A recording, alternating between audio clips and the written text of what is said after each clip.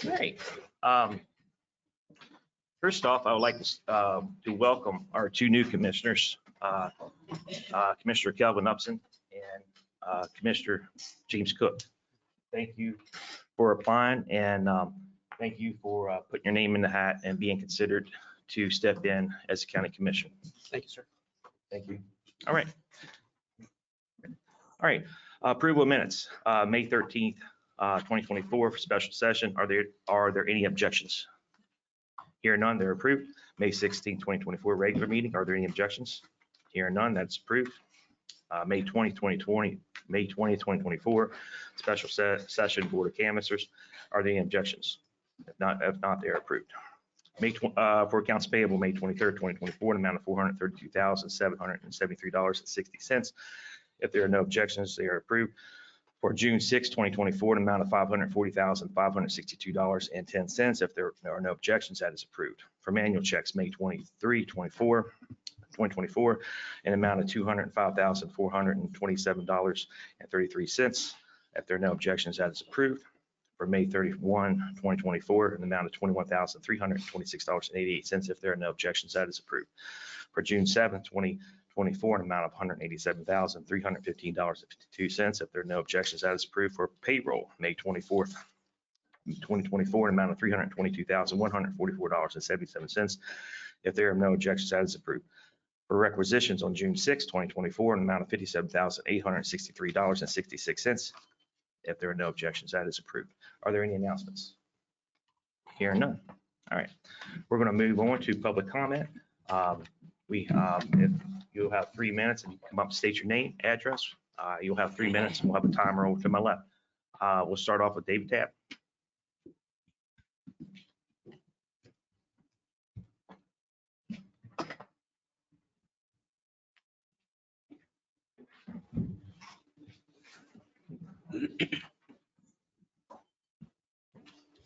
Thank you.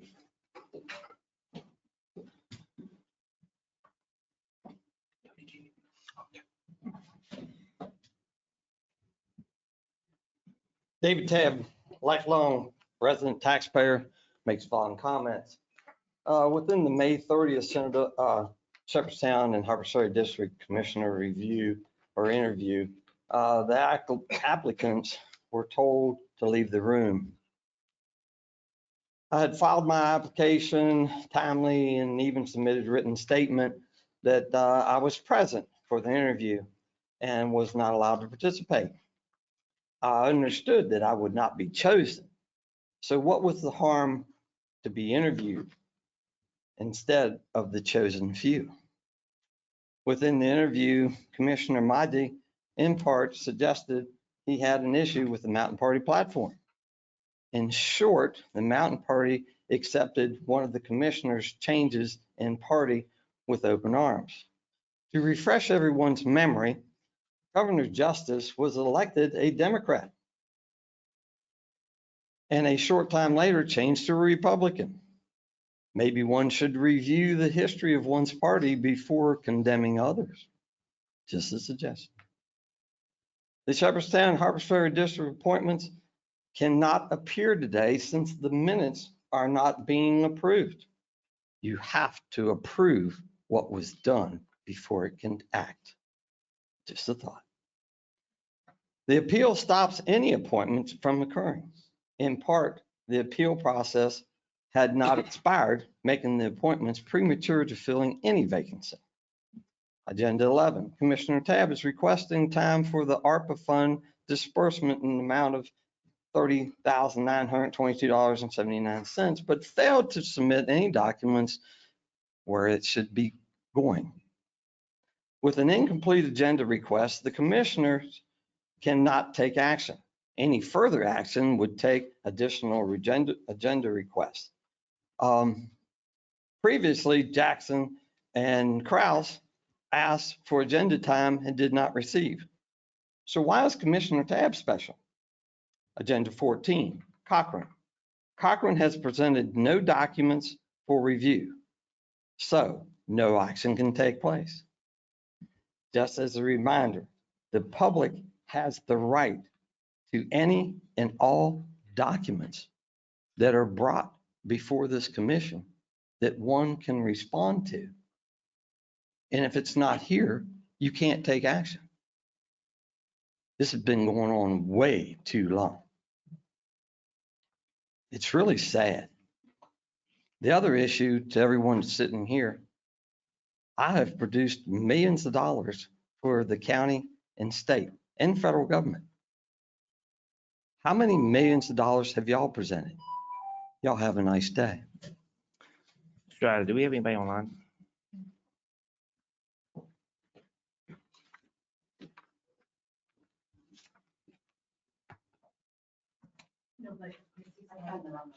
Oh, okay. You make public comment?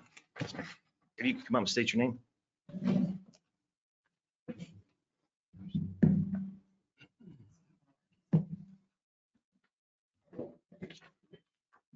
Christy Stadig, Harper's Ferry. How's this work here? Today I'm addressing the Jefferson County Commission again to ask for a full audit for the 5th time. But I'm also here to let the public know why I keep asking since a fire levy is on the agenda. Why were the ESA financials not included in the fiscal year 2024 state audit? The state auditor's office is still waiting on that portion of the fiscal year 2024 audit, according to the CID division of the state auditor's office. In the Tuesday, March 12th budget meeting, all 5 commissioners voted for a full audit, but to date, one has not been done. As a reminder of our dark history, and yes, because history tells a story, Commissioners Kraus and Jackson were arrested at that very budget meeting directly after this vote. I don't believe in coincidence. I wonder if the rest of the county does. Does anyone else wonder if this whole thing was about the money? I know I sure do. Eddie and Bessie said in the March 21st JCC meeting that the state auditor said it was not necessary to do an audit. I mean no disrespect here, but I do want to understand who holds the power in my county. Do county staff have the power to override a commissioner vote? If it was decided to do no audit, that no audit was necessary, when was that decided? And should the commission have had met to discuss that in front of the public and then rescinded the vote? How does it work exactly? After what I witnessed with the mishaps with the budget season this year, I still feel an audit is needed. Here's my next question. Why would the state auditor's office tell our county staff that no audit was necessary, but then tell a taxpayer from Jefferson County that part of the fiscal year 2024 budget was delinquent, or audit was delinquent? Is this miscommunication, or do we really have a need for a conversation about having an audit in my county? Furthermore, Commissioner Majdi is on record stating the following, quote, I'm expecting more and more errors and omissions to be uncovered over the next few months. And the big picture is we clearly have a budgeting problem. That was from the Spirit of Jefferson County, March 25th story by Tim Cook. Where's the money that was contained within the ESA accounts since the county took over the emergency services? The last Treasury report from the ESA board was dated May 16th, 2023, and was for the month ending April 2023. The report stated that we had about $2 million in 4 different accounts. Does the public get to know where this money went, or does the commission no longer intend to be transparent now that it manages the emergency services in my county? As a taxpayer in Jefferson County, I would just like to know how my tax dollars are being spent before you add in another levy, especially since there's now no ambulance and no fire truck in Blue Ridge Fire Department, and service times to get to my home are around 16 minutes in the event of an emergency.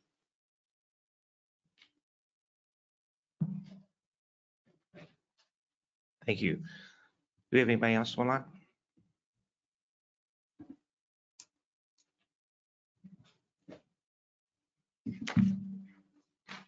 All right, we'll move on.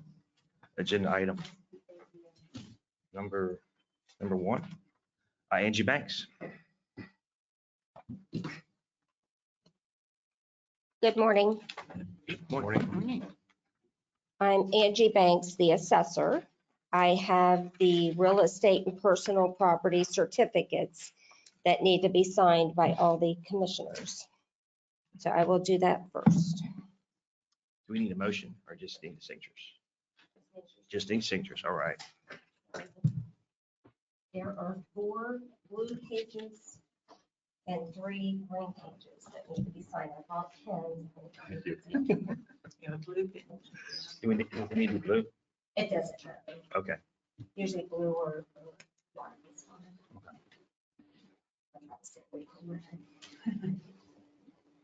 Do you So where do we sign? You can sign, yeah, except now the president. No. Sorry, you could sign any of these. Oh, I see. Thank you.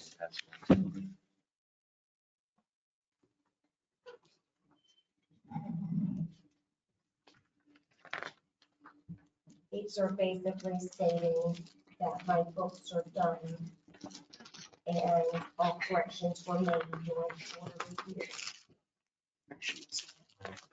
Yeah, there's 3 of those and 4 of those. You'll pass this out. We'll start pass this one. Yeah, get them looking this way now. So we don't mess them. That's happened. Yes, we'll make sure we got So like I'm missing a signature.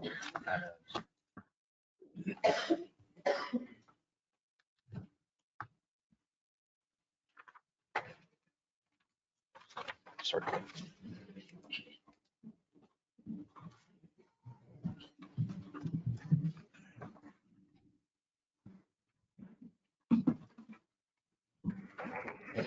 Thank you.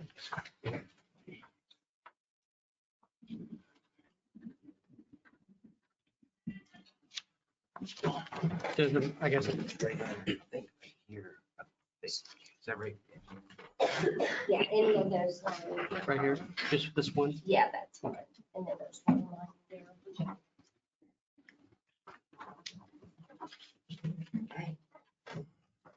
You can sign in your spot, James. Okay, just sign it both ways, just hit on the left side.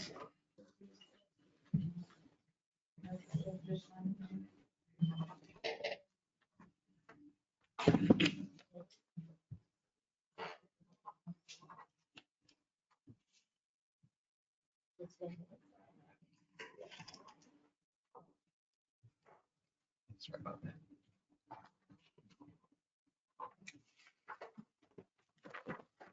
Thank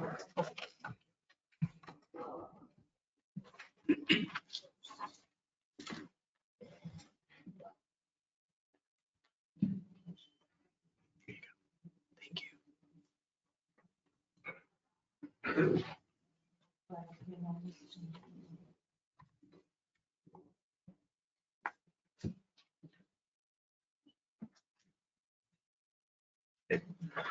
I just gave her a picture of that in the meeting, so she has a copy of it.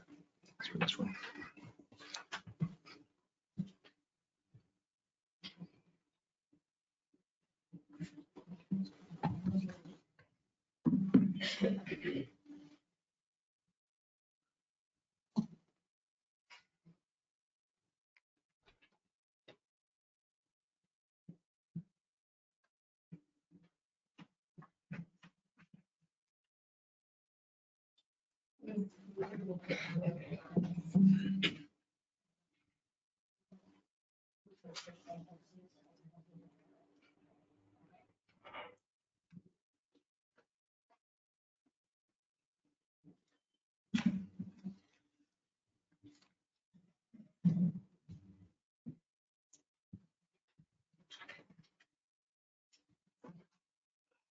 Okay, and I would like to hire part-time seasonal Taylor Elizabeth Sutherland at a rate of $18 an hour. And she will start on Monday as long as you approve her. So moved. All right, second. Any discussion? All in favor, say aye. Aye. Opposed, motion carries 5-0. Thank you. Thank you. Next, we're going to move to agenda number 2, Sheriff Hanson. Morning, Commissioners. Good morning. It's anniversary of D-Day. Yes, it is.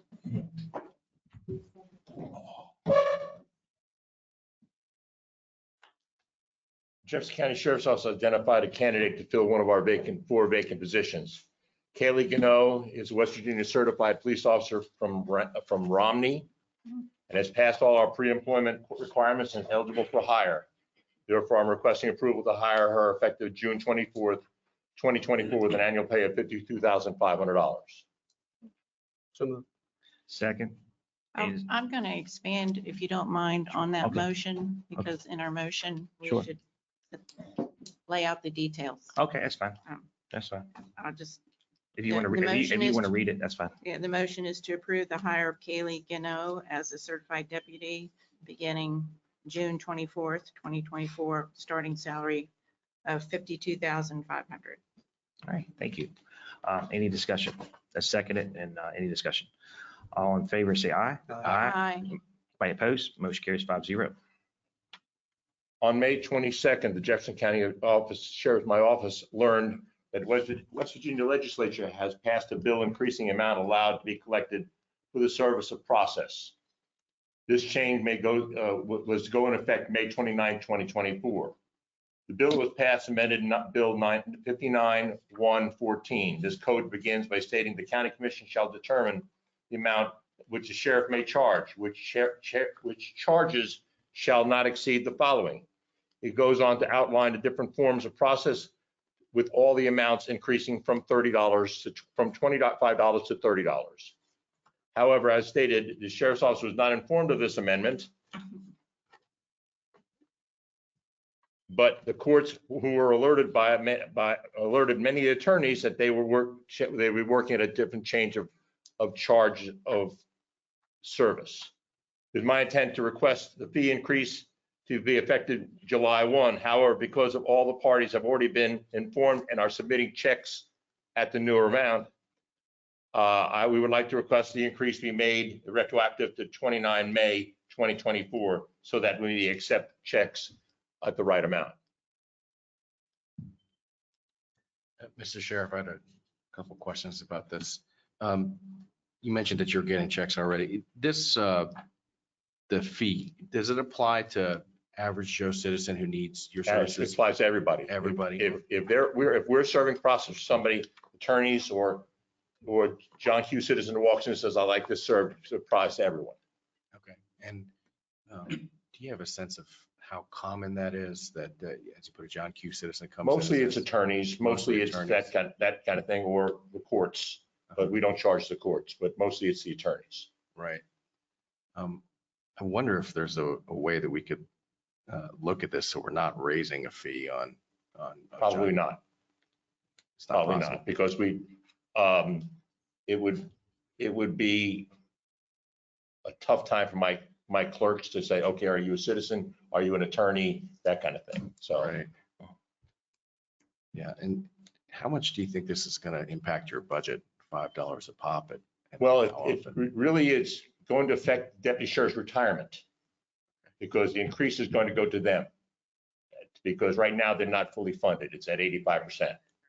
And this is going to go to the retirement of all the deputies that retire in this state Mhm. to try to fully fund their retirement system. Typically, I'm pretty skeptical about fee increases like this, but given that we have an underfunded retirement system, I think I might have to just bite the bullet and go along with the recommendation, especially since it's been sent along from the legislature and it seems to be already. I'm sorry, Commissioner, I can't hear you. I was saying that typically I'm pretty skeptical of fee increases like this. I'd rather impact our budget with economic growth. But given that it's already in place and we've got an underfunded retirement system, I might just have to bite the bullet and support it regardless. Thanks for your presentation. One question I have is the communication breakdown. What happened and how we rectify that so we don't have a surprise like this in the future? What happened was there is no COLA worked into the deputy sheriff's retirement. And what happens is when they give a percentage change, it caused the funding to drop. And so they're trying to rectify that so that in the future, if they give a percentage change so that the deputies that are retired get more money because of everything going up, as everybody knows, that's what will happen. Thank you. Any further questions? I'll move to accept the amendment as presented by Sheriff Hanson. Second. Any discussion? All in favor, say aye. Aye. Anybody opposed? Motion carries 5-0. Thank you. Thank you, Commissioners. Thank you. Have a great day. Thank you. All right, we're going to move on to agenda item number 3. Alex Badu, zoning administrator. Good morning. Morning. This request is for a refund of a fee for a variance application that was withdrawn due to it not being needed. So staff was able to verify that it was not needed before any of the notification requirements were fulfilled. So there haven't been any cost incurred by the county. And so we're recommending a full refund of the fee, and it's $150.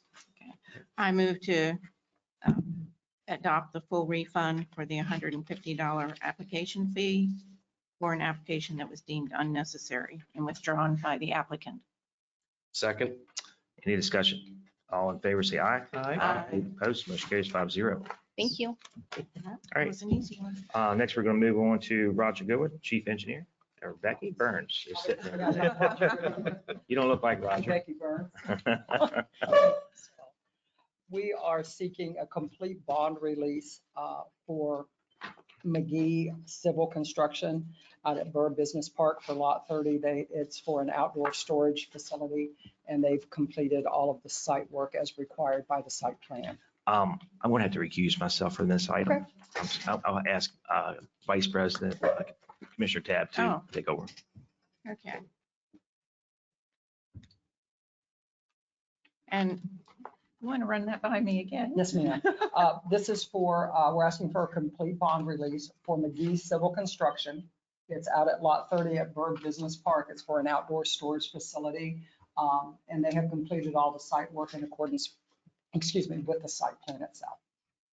And I still didn't get the name of the, McGee Oh, Civil McGee. Construction. Yes, ma'am. They have a current building out there, and this is across from their current site, and they just need it for outdoor storage. so this is not dealing with the Hob Day Custom Homes? No, ma'am. That'll be the next item that I have before you. Okay. Madam President, if you're willing to entertain a motion. Yes. Mhm. Okay.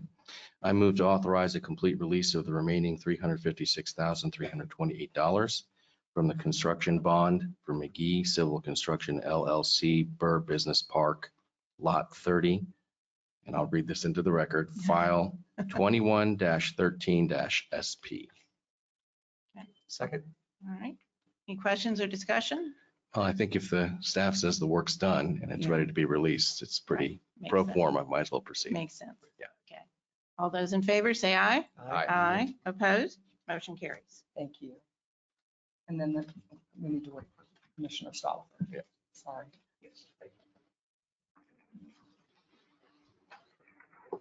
Okay. We're going to move on to agenda item number 5, Becky Burns, Office Manager for impact fee refund. Mr. Hobday applied for a building permit on behalf of Hank Walter for a piece of property out at Crest Creek. Mr. Walter is no longer going to be conducting that work, having that home built. Mr. Hobday paid all of those fees, both the impact fee and the building permit fees. And now he is seeking a refund of the impact fee. And we have placed the building permit fee in escrow, and he's already started using some of that money towards other permits that he has processing through our office. I'll move to approve the full refund of the impact fee paid by John Hobday Custom Homes on behalf of Hank Walter for $1,725 and the building permit fee of $1,235.20 to be placed in escrow. Second. Any discussion? All in favor, say aye. Aye. Any opposed? Motion carries 5-0. Thank you, folks. I appreciate it. All right, we're going to move on to agenda item number 6. Or do we want, there she is. We are, you guys have been moving through this very quickly, so you just did about 45 minutes of activity in 5. So she jumped over here. That's efficient. Thank you so much. That's efficient government, by the way. All right, so we'll move on to agenda item number 6, Jessica James, Assistant Deputy County Administrator. Good morning, Commissioners. I am before you today requesting the approval for the ability to advertise for a couple vacancies. The first one we have is for a planning and zoning clerk for the Department of Engineering, Planning and Zoning. This position was vacated by the former employee on May 3rd. This position is critical to the mission of the Office of Planning and Zoning for their day-to-day clerical functions and also to assist with the comp plan update, which is currently underway. The position is a grade 4, 35 hours per week with a salary range of $35,550 to $56,880. My understanding by talking to staff from the Planning and Zoning Office that this request is budget neutral. No additional funding is requested. And considering that this position is a grade 4, I'm recommending that it be advertised for 4 weeks. Oh, 4 weeks. All right. I move to approve the position to be posted for 4 weeks for employment. Second.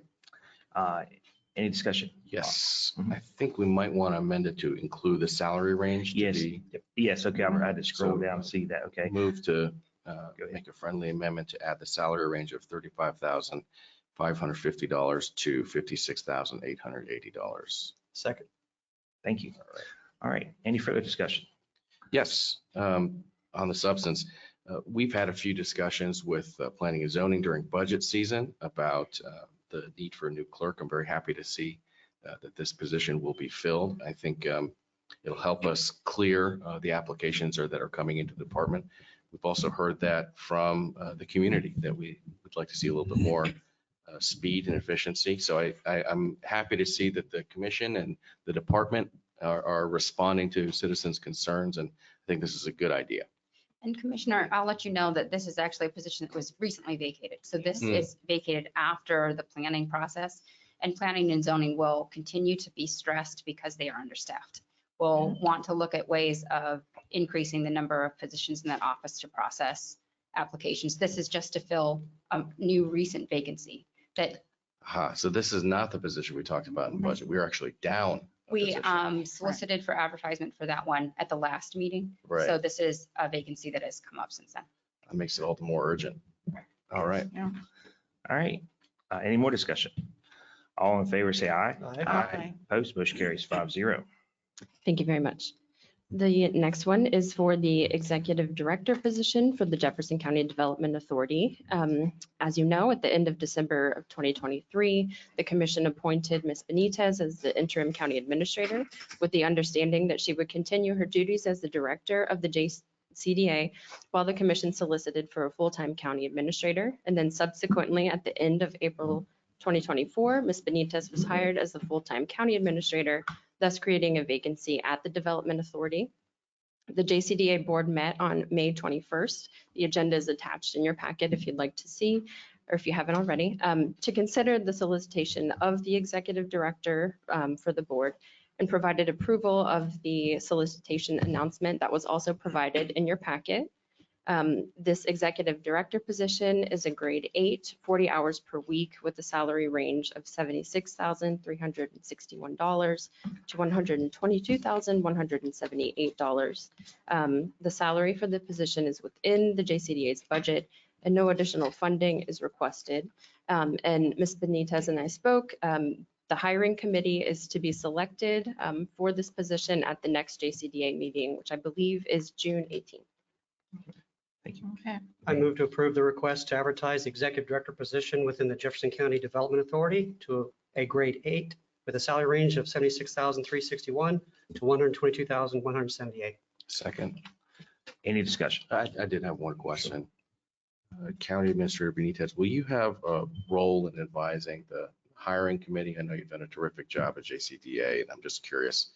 I guess that's going to be decided at the next board meeting, but has there been any discussion about that already? I'd like to see that good momentum continue with this agency. I anticipate there was discussion about having me on that hiring committee at the last board meeting. I'm really excited. You see Jess before you today, and she's taking on this HR role. And so I don't want to step on her toes. I really want to empower staff to take on leadership roles so I can advise them in the economic development world, but then allow Jess to continue in her HR role. It's a great idea. Thank you. All right, any further discussion? All in favor, say aye. Aye. Opposed, motion carries 5-0. Thank you again. Final item, the JCDA is requesting the hire of a summer fellow. At the May 21st JCDA board meeting, the board unanimously selected Justin Butcher to serve as the summer Shepherd Fellow. Mr. Butcher grew up on a dairy farm and is in his senior year at Shepherd University. He's especially interested in assisting the JCDA in agribusiness and facilitating the development of a meat processor within the county.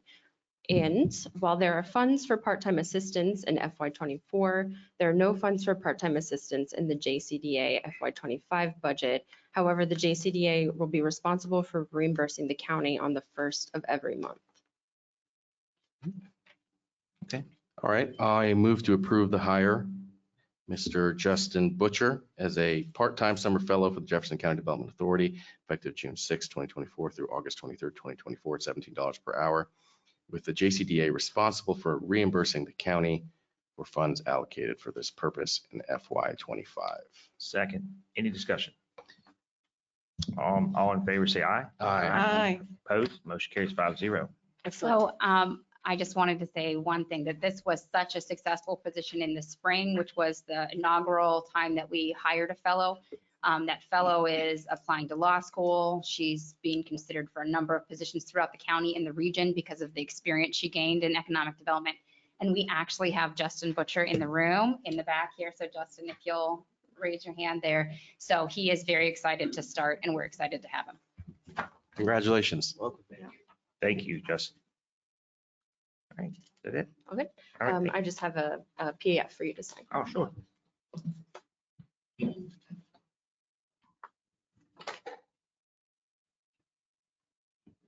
All right, thank you. Yeah, elected officials.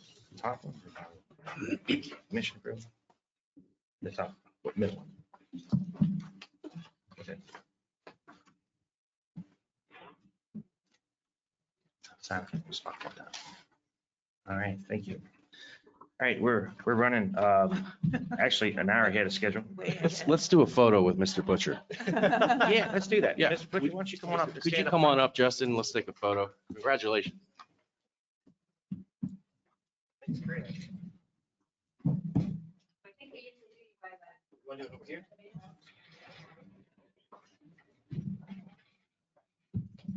Put you right here in the middle. Thank you. Thank you. Thank you. Thank you. I gotta stand up. I'm gonna shake his hand. I'm gonna take his hand. I've known him since he was Thank you. little. Oh, no, yes, I've grown up with Jane. That's wonderful. Perfect. Everybody right here. 1, 2, 3. I'll do one more. 1, 2, 3. Thank you, guys. Yeah. My great things. Not too much pressure.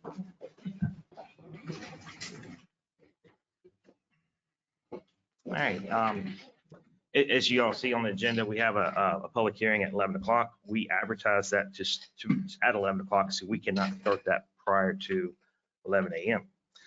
So we're going to move on to agenda item number 8, Bessie Nelson, Budget Director.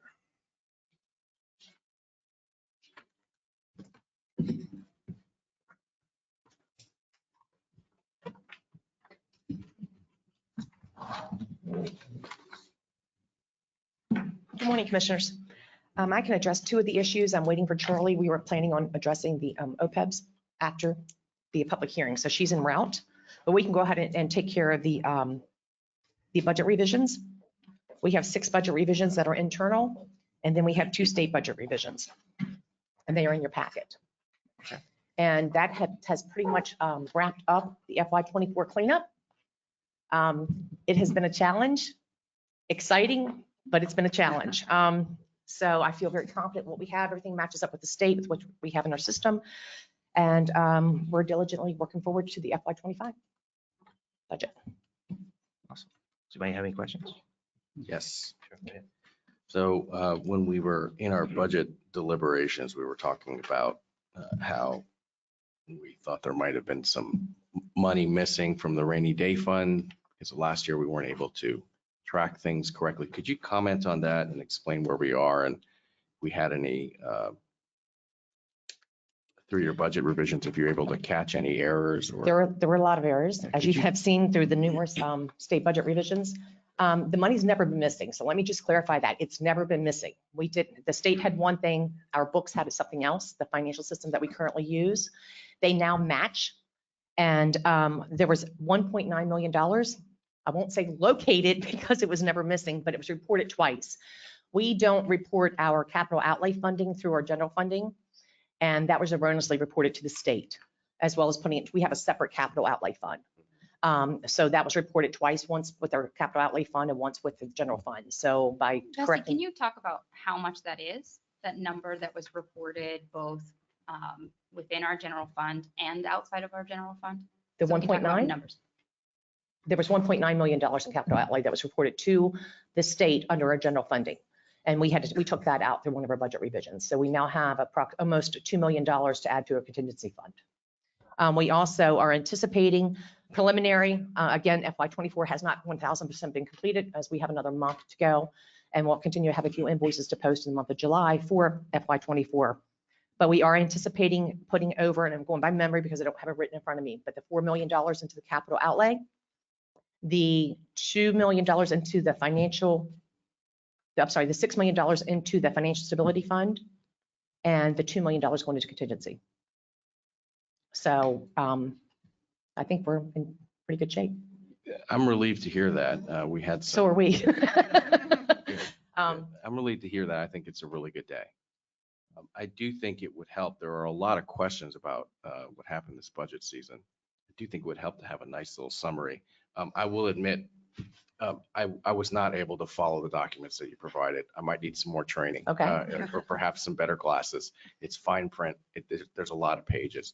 Maybe a summary document that explains where we were during the budget process and what we found and how we've returned to stability. I think folks need to hear that, and I, as a commissioner, would appreciate that as well. The $1.9 million that was erroneously reported, that's a serious problem. And I think with your leadership, fixing these errors over the past cycle is a really good thing for the county. It means a lot to a lot of people. These are taxpayer dollars, and we don't have a huge community, so 1.9 million is a lot. It is, and I think too that I am preparing to come to you at the next board meeting to readdress some things for FY25, to readdress. And I'm going to throw this out. Do not hold me to the fire on this, Tony. To readdress like the fireworks, the scholarship, and to possibly readdress the Middleway Fire Department. So Well, I might beat you to the punch on fireworks. I see that under agenda number 9. I was going to ask our county attorney if I can, if it's proper under the Open Meetings Act to discuss it. It may not be, but I will raise it as a question because I agree with you that fireworks, if we've got a little bit of extra money, it would be nice to fund fireworks. I think that's appropriate. well, what I would like to do is you're requesting a summary document, and I'll work with Eddie on that for the next board meeting, and then bring some potential, again, I can make a suggestion, but it's ultimately you all make the decision. To readdress a few things that got overlooked or we weren't able to fund at the time during budgeting season. And to do that all at one time, if that's acceptable to you. Yeah, I think that's a really good idea. And I just want to say, I'm pleased to see stability in our county finances. Thank you. To add on to what Commissioner Manji said, transparency and trust has been broken. So it's ours to re-establish that. It's a wound that has to heal. So whatever we can do from your perspective and our perspective to help get that message out, we should do. I will do my best. And thank you for your hard work, Bessie. It's very appreciated. All right. I have a question Sure, go ahead. before you make a motion. Sure. Bessie, on the revisions for the central garage, the page is blank in my notebook. So I'm not sure, maybe I'm missing something? Well, oh my gosh. Okay. I'll have to go back over and get it out. Yeah, I'll have to go back over and pull that one out and bring it back to you. Okay. When we talk about the other, do you want to Yeah. table this one and then we'll just do a lot at one time? Yes, we'll just do it all at one time. When we get the Okay. other document, that's fine. All right. Yeah, when we have the central garage one. Yep, no worries. I want to say it was 2,500, but don't quote me on that. Right. Right. So Okay, sorry about that. I know you've had a that was a big faux pas. rough few days here, so that's fine. Just come back when you have the information. Okay. And I'll have that for you as soon as I finish here. We'll go next door and then we come back and talk about the other post-employment benefits. Yeah. We can address it then. Do you want to talk about the COLA now or you want to wait? We can go ahead and talk about COLA. Oh, sure, go ahead then. Yes, ma'am. Okay.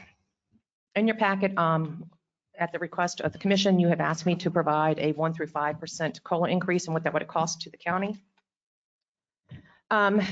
Before we get into the weeds with this, I just want to address the commissioners. I've heard all of you talk about boosting employee morale. So let's begin with this, with the employees, okay? Our deputy administrator and county administrator resigned in September and October respectively. And your staff continued to work and went above and beyond during the fall without leadership. We had our IT department, they were able to extend contracts on a handshake until we were able to meet to approve it. Our 911 center, this county could have fallen apart. Our director at the 911 center, he was able to get Motorola to extend that contract again on a handshake through the end of the year until we were able to meet to get those contracts approved. I don't need to go into all the what haps, what ifs and everything that happened. But we didn't meet. And they continue to work and figure things out to keep the county up and running and to keep the citizens continuing to receive the services that they expect from the county. Everybody was working on that. Let's figure it out until Eddie was brought in, appointed in December as an interim county administrator and ultimately our permanent county administrator. And we were all very thankful to have Eddie on board. Due to budget restraints, our staff continues to get the job done with less funding without cutting services to our county residents. I just spoke about the 1.9, so it's approximately $2 million being transferred into our contingency fund. This was a result of corrections made within the FY24 budget. I just got into the capital outlay being reported as part of the general fund, and that has been corrected. During FY25, I would like to work with Eddie and Jessica to rewrite policy 217, the annual performance appraisal. I would like to see us resume merit increases in FY26 based on performance, but instead of the increase taking place on the hiring anniversary date, consider possibly October 1st or January 1st for all merit increases. This would assist the department heads with conducting evaluations at one time throughout the year. You know, if it's October 1, you start doing your evaluations August 1st, get that to HR, have it reviewed, et cetera. That will assist our department heads and our elected officials instead of trying to figure out when someone's hire date is and keeping a reminder on their calendar. Everything's at one time. And that will definitely assist our HR and our payroll department, having those merit increases take place on one day. But that's for next year. The inflation has hit everyone, all employees and county residents. The CPI was 6.5 in 2022, 3.4 in 2023. And is forecasted for 2024 to be between 3.2 and 5.8. The cost of living adjustment is an attempt to assist employees with the increase in cost of goods and services. So I come before you today to ask you to consider the 5% COLA increase for the FY25. I feel that would be a huge morale boost for the employees. I did provide you additional documentation this morning as a second page on the COLA, giving the history of our COLA and merit increases in the county over the past several years and the neighboring jurisdictions. Yeah. I have one question. Can we afford a 5% COLA increase? Yes, sir. Okay. I knew the answer, but I wanted to make sure. Okay. Yes. I'm going to make the motion. Well, I'm sure we'll have lots of discussion, but I'll make the motion to approve a COLA increase of 5% for all county employees effective July 1, 2025, using funds from our contingency. Second. All full-time employees. Full-time. Yep, it's Okay, full-time yes. employees. Good All right. point. All right, we have a motion in second, 2 seconds actually. So you flip a coin, who you want to put in the minutes, I guess. Any discussion? One Yes. thing to note, it's pretty clear that you're passionate about the morale and the people, the staff of this, because I can see it in your body language that you love this county. And the staff that's here that stayed through all the stuff did so because they love the people of this county. So it is an absolute honor to be able to say that I will vote for this motion. Thank you. That's terrific. I'm glad to hear that. I'm very likely going to vote in favor of it too. I just want to ask some basic questions. Could you explain what a COLA is? How does it affect salaries, et cetera? Just basic stuff that probably know on the dais, but might be good to consume public. All right, your COLA is your cost of living adjustment. It's pretty standard through governments, not so much in the private sector. I don't know how the private sector works. I haven't worked private sector in 35 years.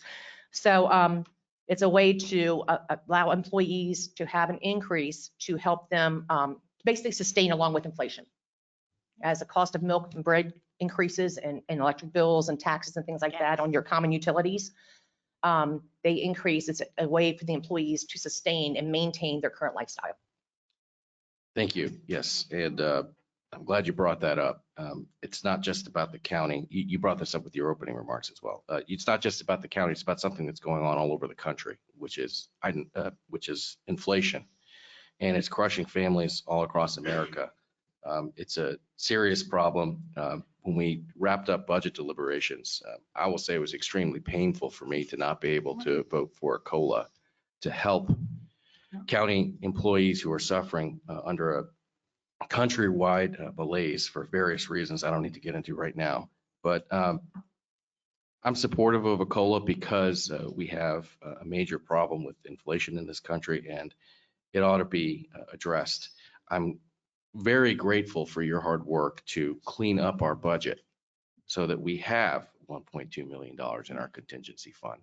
And I'd like to comment that I think that's a result of conservative budgeting practice in the first place. The reason that we have money left over in our contingency fund is because across our departments, people spent wisely. They didn't waste money. And now that we're at the end of our fiscal year, we have a little bit left over as a cushion that we can use if needed. And I do think it's needed to address inflation. I think this is a good idea. And I'm with Commissioner Cook. I'll be supporting it. Well, I just want to make a few additional comments. COLAs, I feel this one is needed. As Bessie said, this year has been challenging to the nth degree on many different fronts.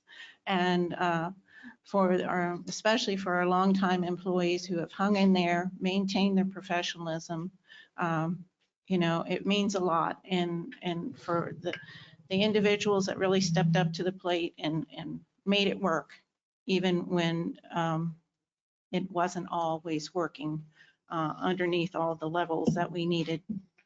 But, we've come through this. Bessie has stepped up to the plate, and Eddie, with working together, and the other office staff wrestled with this budget with the incorrect information and straightened it out. And this COLA is, I know I'm making it sound like it's a reward, and I see that in some ways, but it's also necessary.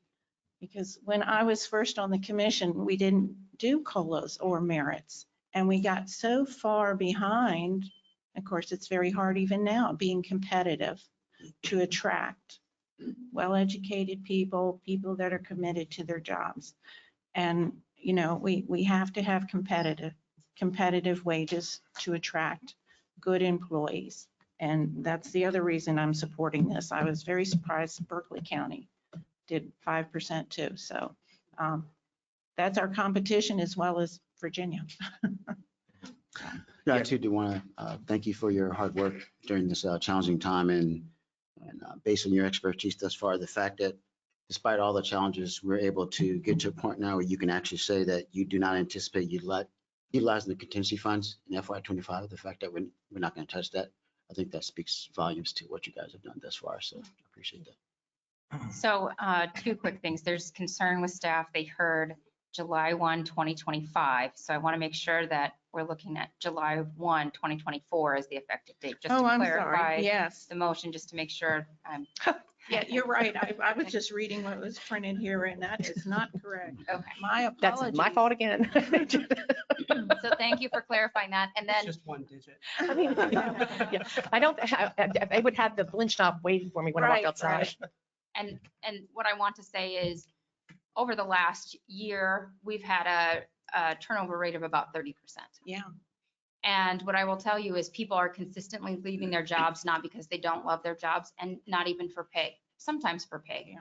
But more often than not, they're not feeling valued in their work. And so the motion that you're taking right now is a really good step towards demonstrating that you do value the work of these employees because they are outstanding, amazing employees.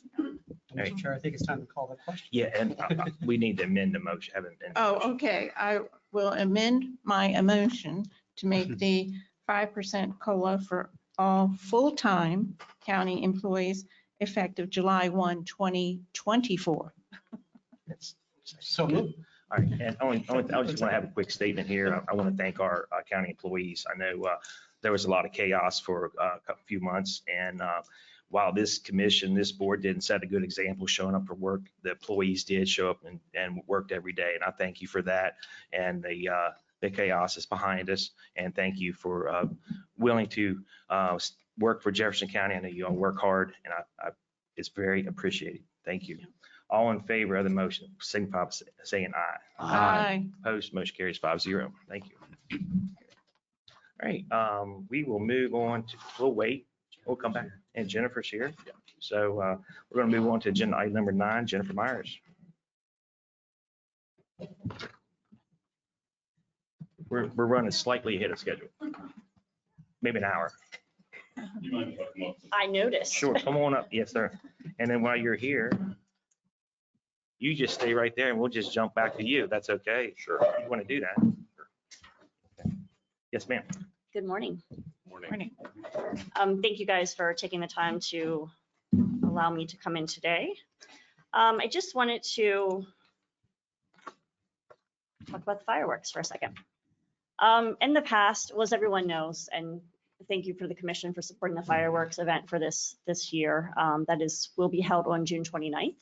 And we are in the final prepping and staging and fundraising to hopefully have that event covered for this fiscal year and to move into next year with enough funds to continue the program from year to year. This year, as we were planning, it came up that we would, I guess since there's a change in the JCESA, that this year we would need to pay the county commission a fee to have the ambulances on site for that event, that fireworks event that we do. That is not something we have ever done in the past. We've always worked with the volunteer fire departments and they provided, EMS, EMTs, or whatever's necessary, with JCESA always being willing to, come in and help out as well to make sure that we had, an ambulance on site or whatever need be, since it is potentially a large crowd that comes to that event. And it is fireworks. We want to make sure we do have something on site just in case there would ever be an issue. So with that change, we are looking to have to budget an additional, I think the quote was 1828. We're estimating potentially up to $2,000 to have ambulances on site for that. And we're wondering if that's something that the commission would be willing to waive for this particular community event. A little confused on the budget process in this case. Do we give you your budget? So the Jefferson County Commission gives us an allocation. We give you an allocation Yes. and then we're going to ask for some of that back, basically for the ambulance fees Yes. when we charge you for that? So Basically. really, we gave you money, we're going to take some of it back. Yes. So essentially, you're taking money out of one pocket and putting it into the other. I feel like a private all over again. Yeah. Yes. Thank you for that clarification. Do you have anything you want to add, Mike? No, I mean, it does seem kind of strange that the county would have to pay the county. Right. We set this up originally because at times we get lots of requests and some events are multi-day and require significant hours and manpower. A lot of times we have to pay overtime and we're using additional units. So we don't take units off the street. We use reserve units and extra staff. So we set this up and it worked well last year. I think if the county, a county component or the county itself is having a function that's, a partial day that requires, a minimum number of units. If we were having a multi-day festival or something that required quite a few units and quite a bit of manpower, then maybe that would be budgeted into the project and it could be transferred to our line through our budget.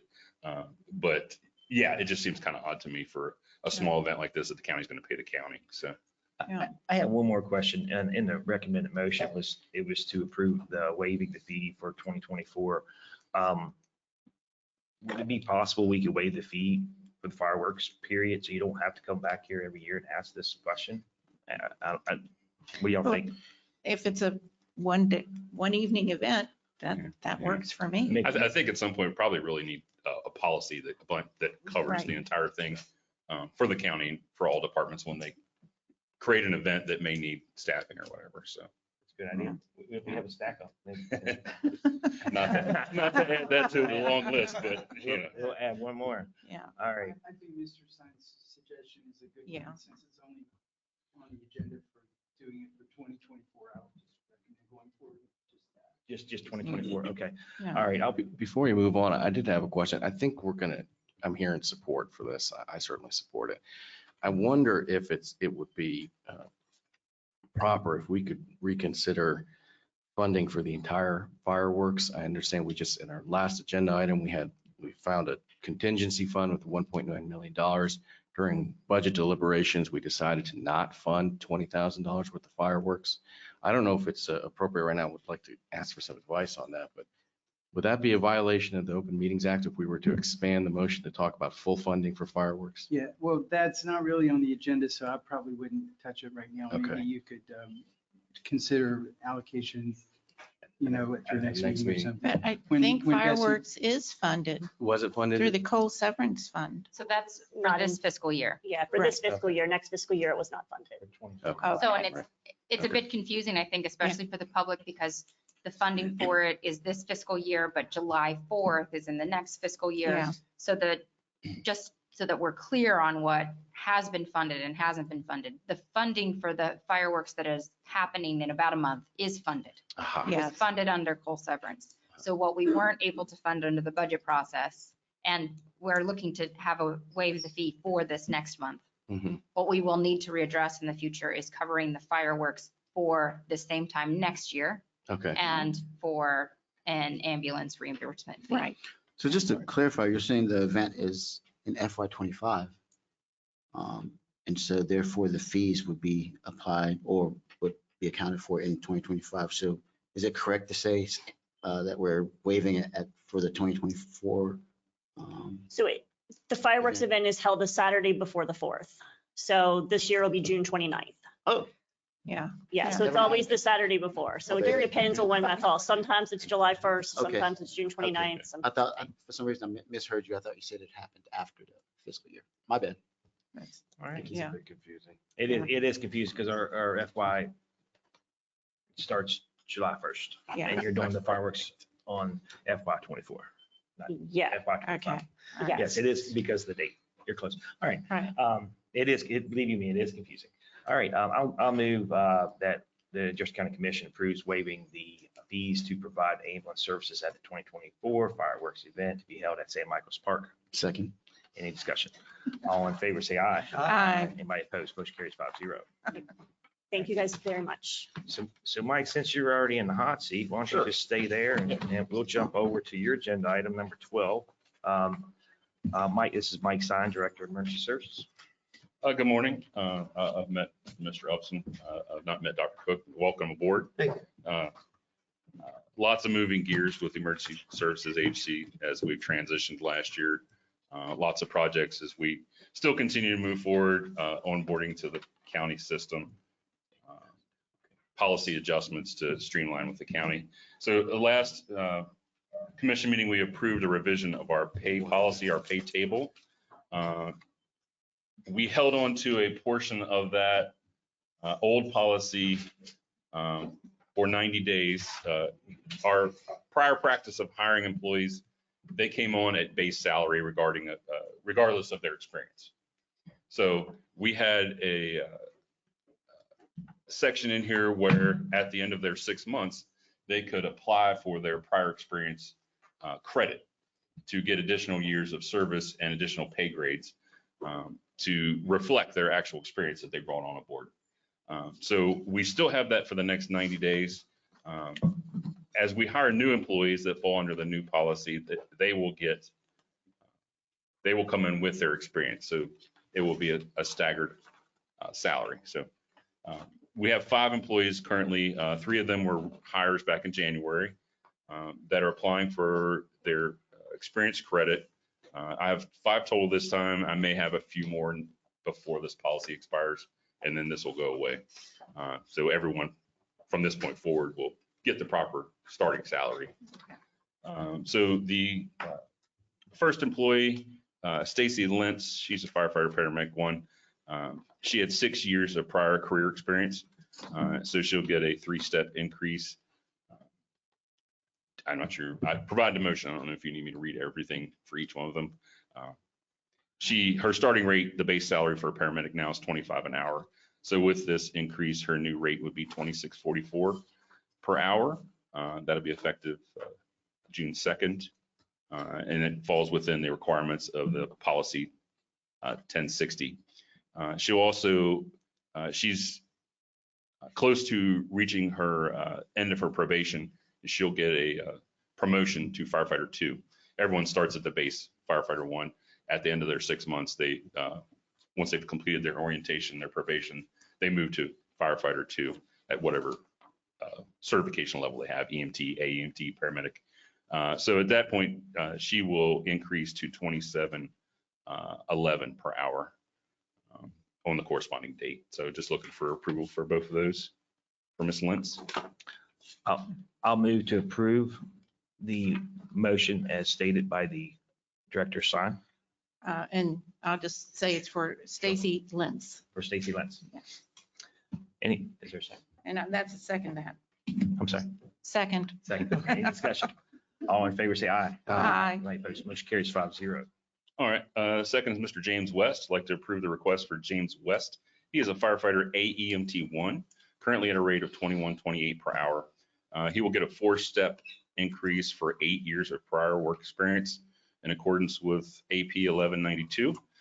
This time he remains an AEMT 1 and will receive a new rate of $22.93 per hour effective 6/2/24. Upon completion of his introductory period and meeting the requirements of AP 1060, he will receive the revised promotion to firefighter AEMT 2, step 4, with a corresponding rate of $23.51 per hour. Can I ask a question here? Sure. Is there any reason why we can't do a consent agenda for the remaining? Yeah, I'm in favor of that, just moving them all into one motion. Yeah, they're all pretty long-winded. but- Right, and it's pretty clear, these have already been published, right? So everybody has a record of this, and so there's, I don't think any issues with me voting in favor of all this, so. if- I don't have a problem with that either. Yeah, I think for the record, it's very important to mention their names. We do Yeah. have the documentation. Would you like me of to the read them all and salary then you level. could just approve them as a group? Yeah. That's fine. Okay. All right. The next one would be a request for Ryan Lesko. He is a lieutenant, currently at the rate of $33.46 per hour. He receives a 2-step increase for 4 years of prior work experience in accordance with AP 1192. He will receive a new rate of $34.73 per hour to be effective 6/2/24. The next is Charles Kearns, currently a firefighter EMT 2, currently at a rate of $20.16 per hour, receives a 1-step for 2 years of prior work experience in accordance with AP 1192. He will receive a new rate of $20.54 per hour, also effective 6/2/24. The final is for Angel Poe. She is a firefighter paramedic 2, currently at the rate of $26.11 per hour. She will receive a 5-step increase for 10 years of prior work experience in accordance with AP 1192. She will receive the new rate of $28.67 per hour to be effective 6/2/24. Thank you. And I'll move to approve all the requests as submitted by Director Sign. This approval includes James West, Ryan Lesko, Charles Kearns, and Angela Poe. Second. Any discussion? All in favor, say aye. Aye. Opposed? Motion carries 5-0. Thank you. All right. The final 2 items are projects that we're working on that are approved as capital requests in FY25. We're ready to do, or pretty close to do the RFPs. So just looking for permission to advertise so we can move forward with that project. Probably be 60 to 90 days before we come back for final approval. So I don't know I didn't provide motions, I'm sorry. One is an RFP for structural firefighting turnout gear. and the other is for the custom ambulances. And just to be clear for our two new commissioners, this was approved in our budget. Yes. Yeah, and for FY '25. For FY So, 25. yeah, so Yes. a little ahead of the I knew that's game, where y'all were but takes quite a while to do the ambulance proposal. Usually generally about 3 to 6 months to really design, build, and contract. So just trying to keep that moving forward. Yes, yes, ma'am, you have some. And if you look on your fiscal note on that, 90,000 was approved for budgeting for the firefighting year, and 650,000 was approved for 2 ambulances. Okay, awesome. That's approved, so that's. Thank you very much for that. All right, I'll go ahead, Commissioner Taft. Well, move that we grant permission to advertise RFP for the structural firefighting turnout gear and also for the custom ambulances, both to be funded out of the fiscal year 25 capital outlay. Second, any discussion? All in favor, say aye. Aye. Anybody opposed? Motion carries 5-0. Thank you. All right, thank you very much. All right. Have a good day. All right. All right, Bessie, we're going to roll back to Bessie. She had one item that we're waiting on, some clarification. And Charlie's here now. And Charlie's here too. Welcome, Charlie. Thank you. And let me apologize. Laura did submit it correct. And I just printed off the template sent to her, so. No worries. It happens. All right.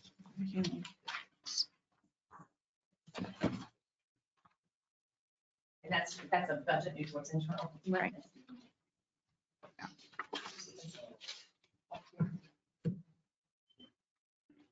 All right, so we need to roll back and take care of the state and internal budget revisions for FY '24. I will go ahead and move, now we have the items in front of us. I'll go ahead and move the budget to approve the state and internal budget revisions for FY '24. Second. Any discussion? Yeah, just a quick question. Does this answer the questions you're Yes, raising, yes, Commissioner it Taft? does. Yes. Okay, thank you. All right. Uh-huh. All right, any further discussion? All in favor, say aye. Aye. Opposed, motion carries 5-0. Thank you. All right, so now we're going to go back to post-employment benefits. All right. Yes, ma'am. Hi, good morning. I'm Charlie Heilman. I'm from Cox Holiday Young. I'm one of your contracted accountants. Thank you for having me here today.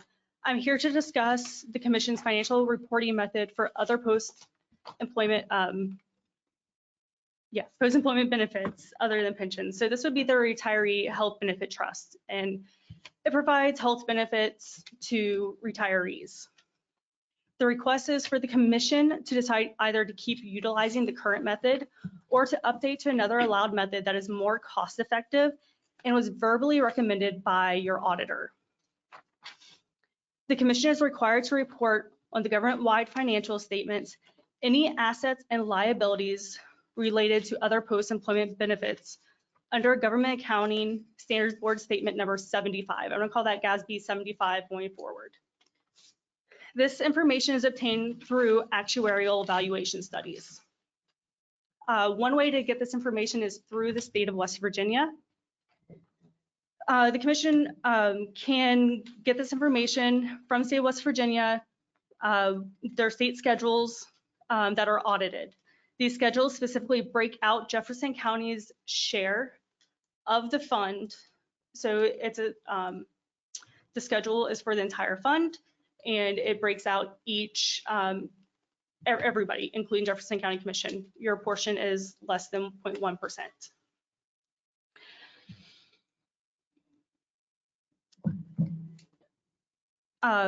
So I recommend that the Jefferson County Commission use these schedules. They're publicly available, they're updated annually, and there's no additional cost or effort for the commission. The commission is currently utilizing the alternative measurement method under GASB 75. This method requires the commission to have actuarial studies done every other year. That is an additional cost to the commission. The last time an actuarial study was performed was July 1st of 2018, and this covered 3 years. At the time, 3 years was allowed. Now it's every other year. The cost of that was $2,800. An actuarial study has not been performed since. There should have been one completed for the year beginning July 1st of 2021, then another one done for July 1st of 2023. I'd also like to note that the alternative measurement method, These actuarial evaluation studies that the commission pays for is being done with the exact same information that the state has. And the state schedules are audited. It is recommended the commission start utilizing the West Virginia state schedules for reporting under GASB 75. This is recommended because the schedules are publicly available through the state of West Virginia, updated annually. There's no additional cost to the commission and no extra effort for the commission or county employees. Potential consequences: if the state schedules are not utilized or the actuarial study is not completed to be in compliance with this accounting standard, the commission risks an audit finding and a modified opinion related to this matter. Well, that's music to my ears. No additional cost to the county. Right. So, Or effort on county employees. yes, I like it. So I will be most happy to make this motion to use the West Virginia state schedules for completion of the OPEB actual study for FY24 at no additional cost to the county. Second?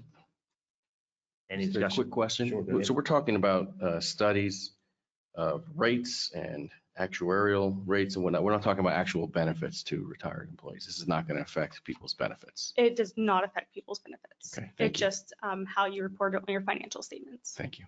The question I have is that an auditor made a verbal recommendation, but didn't put it as a finding. This is pretty significant non-compliance issue. If it was 2018 to 2021 and we haven't done it since then, why did they not make that a finding? I do not know. I can't answer that. I just know it was a verbal recommendation. It was recommended also in the FY20, let me get my FYs correct. FY22, it was put in, it was noted and it was advised to the finance director at the time, and it wasn't addressed. So they have made that recommendation to us again. Thank you. Okay. Any further discussion? All in favor, say aye. Aye. Opposed? Motion carries 5-0. Thank you. Thank you. All right. Again, as people watching online, we're slightly ahead of schedule, about an hour. We do have to roll back at 11 o'clock for a public hearing, which we will do. We'll take a short break prior to that public hearing, a 2-minute break before that. You want to take a break now and come back? Or we're going to take a short recess. We'll be back.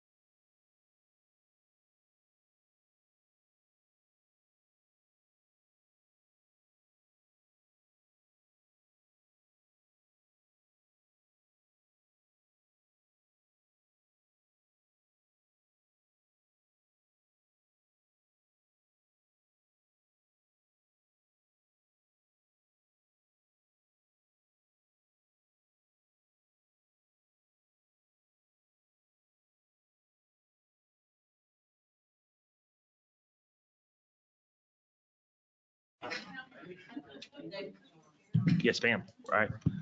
All right, we're back. Because we're running slightly ahead of schedule, we've been jumping around today, so I'll try to keep people in line.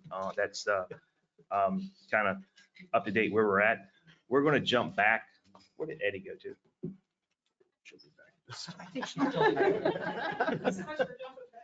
Okay, because we're going to move to agenda item number 13, appointment of board member for the Board of Education. We'll have to wait for Eddie though. Sorry.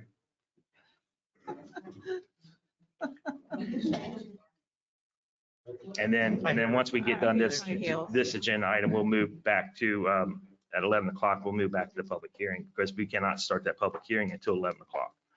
All right, so we're going to move to agenda item number 13. Eddie's back. This is appointment for the board member of the Board of Education. I'll turn it over to Eddie. All right, well, I'll start at the beginning here, and that's a bylaws revision. So the last time there was a revision to the Jefferson County Development Authority's bylaws, it was 2012, and the code was quoted incorrectly, and there were a variety of mistakes we went through over the last year, refined it, and a copy of that is with Nathan. So I would recommend approval if he's had a chance to review it. If not, then I would recommend additional time for Mr. Cochran to review. If we could put that off to the next meeting, that would be great. And Okay. I did receive a copy from Ms. Benitez, but I have not been able to review it yet. Okay, good deal. All right, we'll just table that. We don't need a motion. We'll just, To the next we'll ask Eddie to bring it back next, our next meeting. All right, Up next was, in this last legislative session, the legislature changed the requirements for sitting on a development authority. They did that by removing requirements for sitting on a development authority. And the development authority considered that as they rewrote their bylaws and still wanted requirements. So I've included the last order changing the makeup of a development authority. And you can see in there, mine isn't highlighted. It's under 7 new business of the minutes from 2018. And that was Ms. Tab motioned that the board be made up of 15 members to be constructed, 1 representative from each municipality, Ranson, Charlestown, Jefferson, Harpers Ferry, and Bolivar, 7 citizen representatives, 1 labor representative, 1 Board of Education representative, and 1 county commissioner. We're recommending 1 representative from each municipality, 1 county commissioner, 1 representative from the Board of Education, 1 business representative, industry representative, agribusiness representative, labor representative, which there were additional code requirements before that were not incorporated in this old ordinance. And so we've had those, and then 4 citizens representatives generally. So there's a recommendation from the JCDA board to amend the development to include that suggested motion. okay, I'll be happy to make the motion to amend the makeup of the Jefferson County Development Authority Board. The Jefferson County Board will consist of 15 members to be constructed as presented by our county administrator, Eddie Benitez. Second. Any- I've got some questions. Any This is- discussion? No, go. Yeah, thank you. Yes, sir. This is described as an ordinance update. Are we talking about a county ordinance? That's his question too. Oh, yeah? Okay. Well, great minds think alike, but so do we. It took me a second. Could we put this one off until the next meeting and just let me double check on the ordinance status of that? Sure. I want to be certain that we're following the ordinance procedures if it is an ordinance. And I need to check. Absolutely. I'll be happy to remove my motion and we'll bring it back for the next meeting. Thank you. Then under the old language and the new language both includes a Board of Education representative, and the school board has recommended that Miss Kathy Skinner sit on the board of the JCDA board. And so I have a suggested motion to confirm her, which is that appointment of the board member, Board of Education. And there's a suggested motion there. I'll move to appoint Kathy Skinner as the Board of Education representative to the JCDA for a term expiring July 2027. Second. Any discussion? Yes, you mentioned that regardless of how these bylaws, ordinances, et cetera, work out, there would still be a representative from the Board of Education. Is that right? Under the current language as it's written from 2018, it has Board of Education representative. Okay, so it has no impact on this particular appointment. Okay, thanks. All right, any further discussion? All in favor, say aye. Aye. Anybody opposed? Motion carries 5-0. Thank you. So then the final is for solicitation of board vacancies. Annually, about 1/3 of the board, it comes up comes up for renewal, and some people choose not to be renewed for their position. So you can see right there, 1, 2, 3, 4, 6 positions are open this year. I would recommend, since we're having the attorney review both the language of the makeup and the bylaws, that we hold off to the next meeting. But you'll want to get it right away, because that's 1/3 of a board. And additionally, they're just people who retire, move, that kind of thing. So I would recommend moving quickly at the next meeting. Sounds good. All right, thank you very much for that. All right, we're going to roll back to agenda item number 7. This is a public hearing that was advertised that needs to take place at 11 o'clock. This is a zoning map amendment rezoning for the properties designated tax district Cabletown 6, map 12, parcels 12.6 and 12.7. Properties are part of the Sunnyside Industrial Park on Canal Lane, located south of Wheatland Road. The property owner of these two lots is Cochran Mill Road LLC. The combined parcel is 20.20 acres. The property is currently zoned industrial commercial, and a petition has been made to the county commission by the property owner to change the zoning classification from industrial commercial to residential light industrial commercial RLIC. Planning Commission file 24-1-Z. Do we have a representative from the Planning Commission or the applicant? You want to come forward, or both? If you both want to come back, we'll come up. We'll do that too. If you want to add any more content to this public hearing, and then we'll move into the public comment period, which we don't have anybody signed up to make public comment right now. Maybe online though, either. We'll check. So let me just say, on May 2nd, this petition was presented to the county commission, and you were required to schedule this public hearing within 60 days and send it to the planning commission for their recommendation. And in your packet is a memo from me reporting that the planning commission, found that with a unanimous vote that the proposed zoning map amendment to residential light industrial commercial is consistent with the comprehensive plan. So that's one of the criteria that you have to look at. The applicant representative should probably present to you what the request is and give more information. And I'll be in the audience if you need anything else from me. Thank you. If you want to state your name and go ahead. Great. I'm Brooke Perry. I'm from Integrity Federal Services, and I'm here representing the applicant. So these subject parcels were originally created as lots 6 and 7 of the Sunnyside Industrial Park in 2007. It is accessed from Canal Lane, which is about a half mile from the intersection of Wheatland Road and 340. So it's about 20 acres here that we're talking about. And the other parcels within this industrial park, about 75% of those parcels have since obtained rezonings to the residential light industrial commercial district that we are seeking today. So right now it is zoned industrial commercial. The potential to develop that land as industrial or commercial has been significantly limited due to the access of public utilities. So there's not currently any public water, sewer, or gas available to these parcels. So that's why we feel it would be best suited under the RLIC district, which would broaden the permitted uses out there, but still maintain that light industrial use that's currently permitted. All of the parcels that surround it are largely large lot residential parcels, so it's consistent with these adjoining properties. If you have any specific questions, I'm happy to answer them, but again, a lot of this just shows consistency with that prior rezoning, which is zoning map amendment request 21-3Z that was approved in 2021. And that rezoned 75% of the existing parcels within the Sunnyside Industrial Park, which accounted for about 54 acres. Thank you. Does anybody have any questions for the applicant before we open up the public hearing? I do. Again, this is pretty much a novice question, but bear with me as I try to spit this out. You did a study with your surrounding neighbors to see if this is something that because they agreed to increase the zoning. So they are okay with you going down to the RLIC?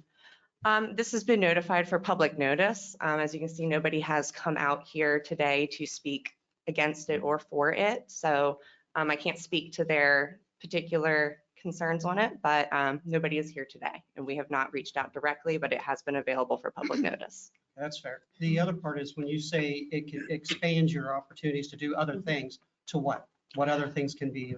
Residential uses. So it would allow various densities of residential uses. Of course, that's limited by the availability of public utilities. So right now it would have to be residential uses that could be on well and septic in terms of lot sizes. And only the residential's on well or septic, nothing else? If public utilities were expanded to that area, of course, then you could see different densities out there. But right now, as it currently exists with the current infrastructure and what's projected as well within the draft comprehensive plan, we don't see that being likely within the next 20 years. Appreciate you. Thank you.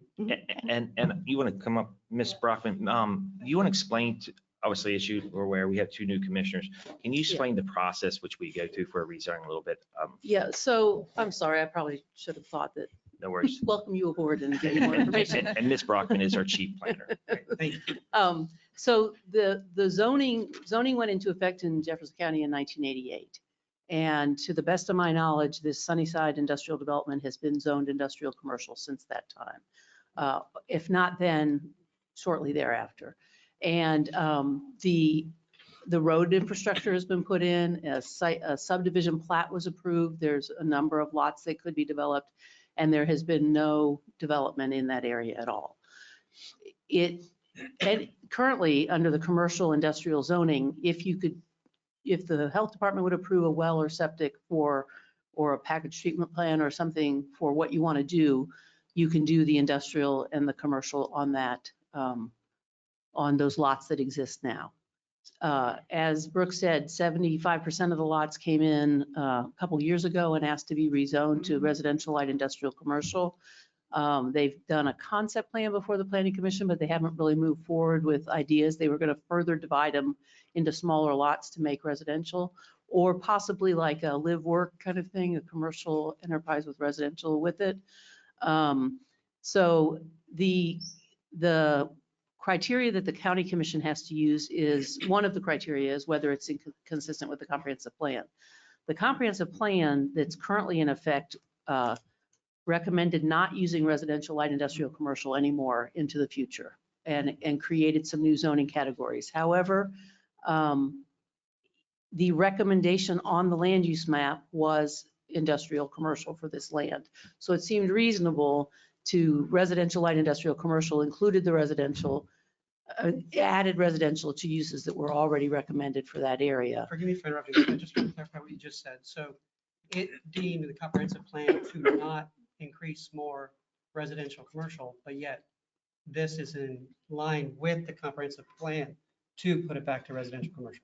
Yeah, so there's a zoning category called residential, light industrial, commercial that was being used a lot, and there was a lot of concern because somebody would come in and ask for that zoning. The neighbors would think it was going to be residential, but maybe it was really going to be commercial or industrial. Sure. So the last comprehensive plan recommended creating some additional zoning categories to sort of make it clearer what you were proposing. So in this case, because the land is already zoned industrial commercial, which is the heaviest use you can have, to add the residential to it seemed like a reasonable modification, and the comprehensive plan called for it to have industrial and commercial opportunities there. And so the rezoning to residential, light industrial, commercial still allows the residential, the industrial and the commercial uses, but only light industrial, not heavy industrial. So that's the biggest change. And I think but when a comprehensive plan, when a rezoning is petitioned before the county commission, the only public notice is a legal ad in the paper. the neighbors are not notified and there's no signs posted currently. I think there's some efforts to make changes to that at the state law level, but right now it's a notice in the public, notice in the paper. It's on the planning commission agenda and on the county commission. It's part of the agenda. goodwill too, right? To keep good neighbors, but. Yeah. So I understand that if we do this to the RLIC, you say it's not, it's in line. with the Reasonably comprehensive- consistent, I guess is Yes, how. yeah, thank you. yeah. So, but the comprehensive plan is based on a tax base too, right? Isn't No, that? No? So what I would like to say about that, if I could, is that the document itself even the comprehensive plan calls out that it did not change any existing zoning designations when it came up with its draft future land use map, or a currently adopted future land use map in this case. So because these parcels have been created so many decades ago, it retained that zoning of industrial commercial on those maps. Okay. So It didn't it downzone. was thought of, but you couldn't legally downzone it in terms of being able to put things on those maps that would change that use. I appreciate your answers. Yeah. Thank you. The other piece that I'd like you to be aware of is the current comprehensive plan that was adopted 10 years ago was the first one that had a future land use map. Previously, all of them were policy-based and there were some growth areas identified, but there was never a land use map. So that was our first effort at trying to identify where growth should occur and dealing with existing zoning. Like, we didn't want to say, if you're zoned industrial commercial, you have to be residential. That doesn't make sense. So that's some of the. How long the has your difficulty. client owned this land? I can't speak to the length of time that they've owned it, but these parcels were originally created in 2007. That's Yeah. not relevant to what I'm asking. Yeah. So how long they've owned it because of where that's going to go, right? Oh, And what they yeah. plan to use it for. So that Yeah. was it I a quick could- sale? I could definitely get that answer for you. They've owned it for a number of years. Yes. Yeah. But Yeah. it's all available within the county assessor's tax Yeah. map data. Okay, thank you. All right. Any Thank further you, questions? Commissioner Cook. I actually had some very similar questions. You've already asked some already, so I've got a good deal of the answers. But just a further question on that. So if our comprehensive plan discourages the use of RLIC as a zoning designation, is there a different designation that you considered? And could you explain why we chose RLIC?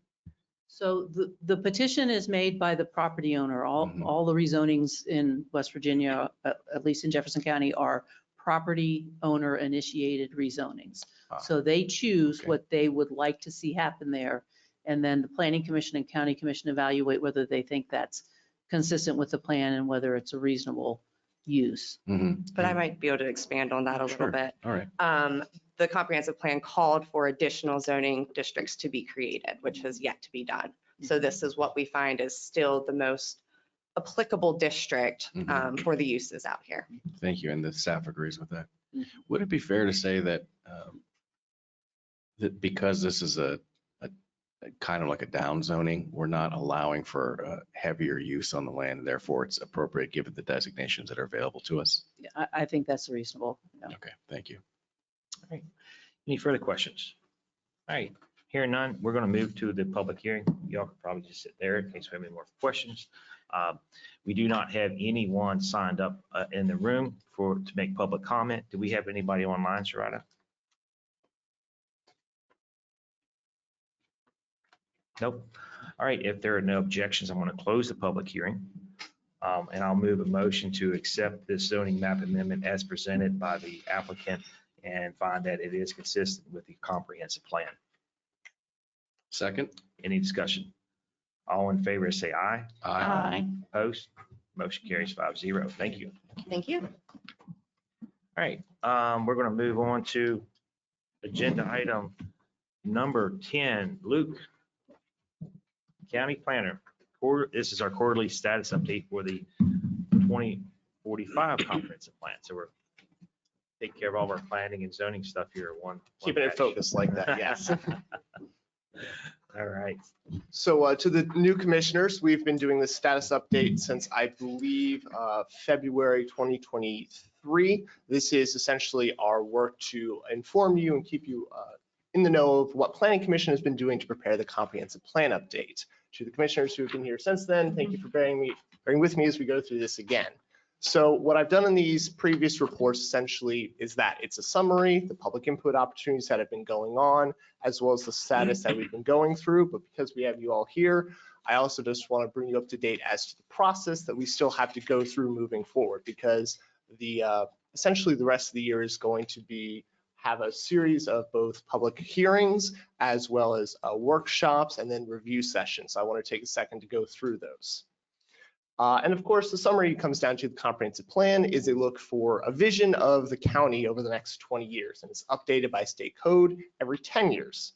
Like Jenny just mentioned, every 10 years, envision Jefferson. So that's why we're here. And this has been about a 2-year process of building up from different input meetings that we've had. We've had 5 input meetings, several different public surveys online.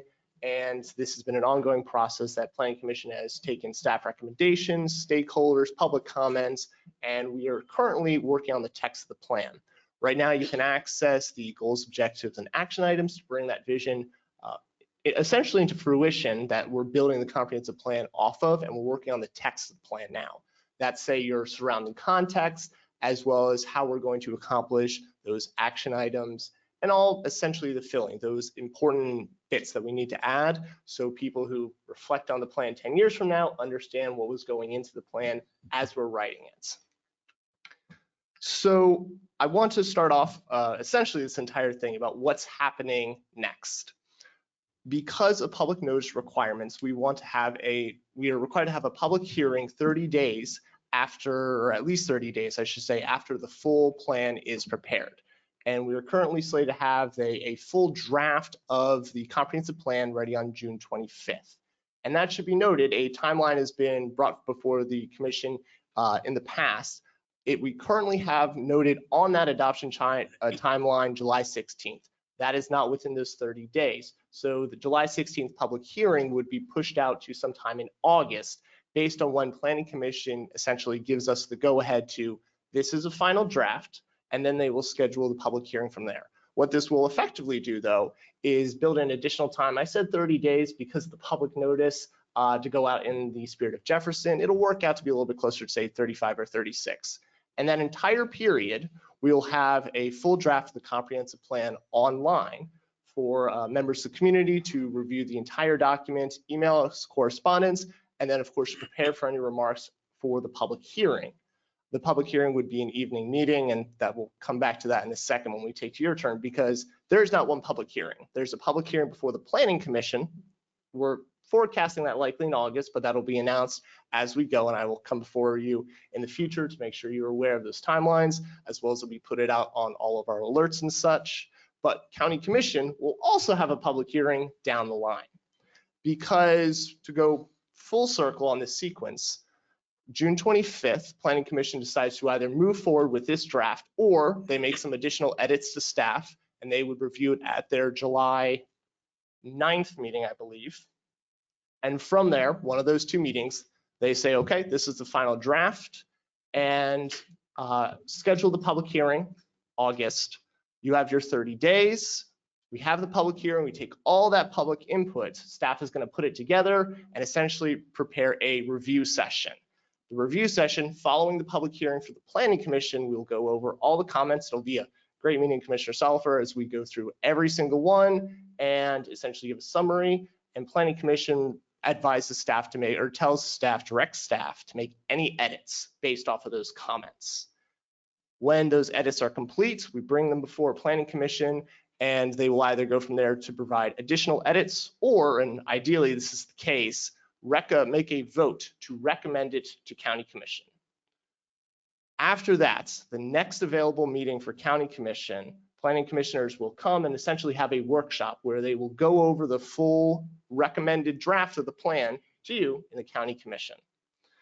At this, I would highly suggest, because state code says it should be at the next available County Commission meeting, if it coincides with essentially the first of the month meeting, we would recommend, especially because our planning commissioners are volunteers, to either reopen a session, or if it coincides with the evening meeting already, it would be excellent for those to be in evening meetings, 7 or 6 o'clock at your discretion, just so we can have as many planning commissioners available, and it's a little bit more accessible for people, members of the community, to be available to watch it and such.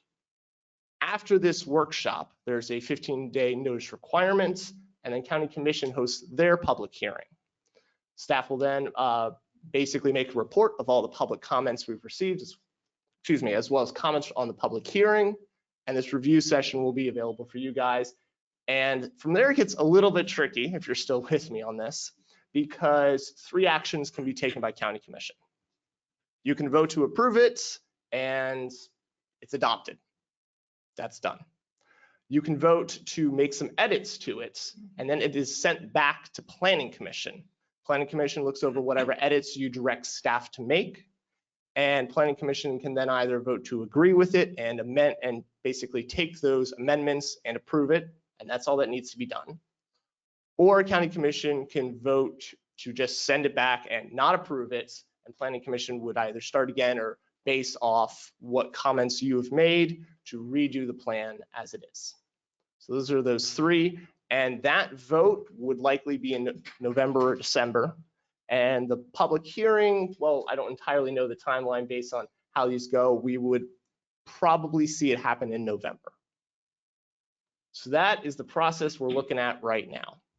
If you'd like me to go over that, I'm happy to do so again. I know it's very complicated. I will also try to make another helpful graphic after we get approval from Planning Commission to either proceed. So we laid out all the dates when we have for certain when the public hearing for the Planning Commission is going to be, and we can go through the timeline at that point, just so it's a little bit more accessible for everyone. With that out of the way, I did want to mention our important aspects of actually what's been going on. Recently, we had an input meeting on May 13th. Thank you to the commissioners who were available to be there. We had a lot of planning commissioners and a large amount of the public come out to speak at this input meeting.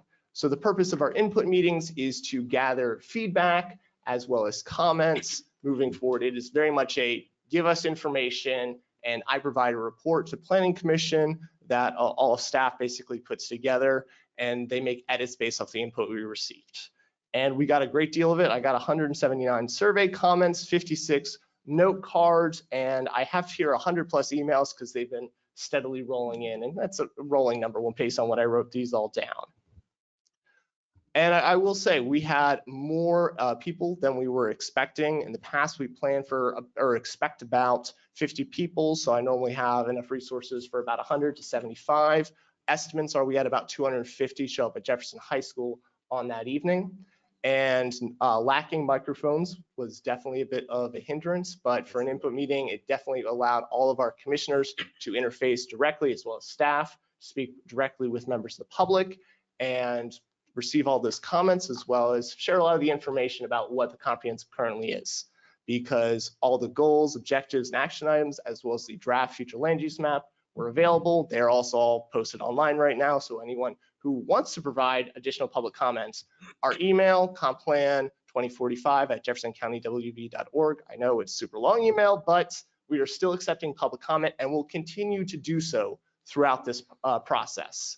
And this is all technically separate from the public hearings, which are your in-person ways to provide public comment directly to the planning commissioners, and then written comments, which we're of course still accepting, we provide as parts of the packets for the Planning Commission regular meetings. And that's where those 100+ emails, as well as the survey comments, are all going. One of our key takeaways, definitely staff, was managing expectations, because there can be a lot of confusion about the future land use map versus the zoning map, for example, as we just saw right here. Expectations about what the meetings looks like. So it was definitely a great learning experience for myself about how future meetings we can actually be more effective in gathering the information as well as distributing that information to members of the community. All in all, I would highlight the fact that we are working on the text and that timeline. We have an upcoming Planning Commission on July 11th. We'll be going through a lot of those comments we received and hopefully getting some of the final recommendations, edits, and direction from Planning Commission as we are finishing up the text of the plan prior to their June 25th special meeting. All those meetings are of course open to the public, but we are not doing, say, public hearing. That's not a public hearing in any way. So it's just the commission providing direction to staff. I know some of this we've been over before. I just want to make sure, especially with new commissioners, that's our current status, and I'm happy to answer any questions you guys might have. Anybody have any questions? Well, What I would recommend for the new commissioners is probably schedule a time to go over and sit with Luke and go over this. I know it's, we just threw a lot at you. Today's your first day on the job, so we're not going to do a pop quiz. Maybe next meeting. But if anybody has any questions, please go ahead. I'll go ahead and set that up for you guys. Well, I just want to thank you for your update, Luke, and explanations of the, the whole process. It can become rather convoluted and confusing, even for those of us that have done it before.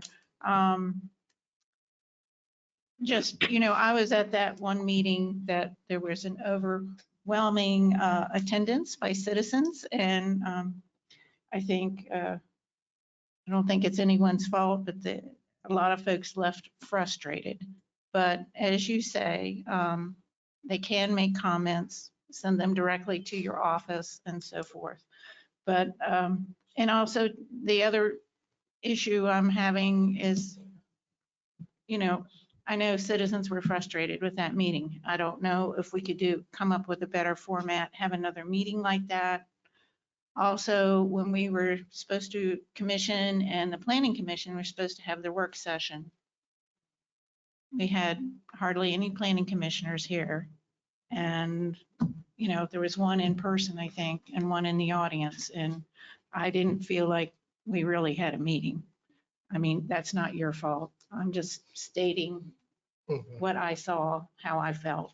So I don't know if there's a way to increase participation from planning commissioners. And I realize they all have day jobs, night jobs, and it's, some of this stuff is not so glamorous. It's just digging through the weeds and trying to come up with the right decisions. So, I'm not demanding additional meetings, but I'd like to see something that perhaps addresses my concerns on the planning commission meeting that really sort of happened.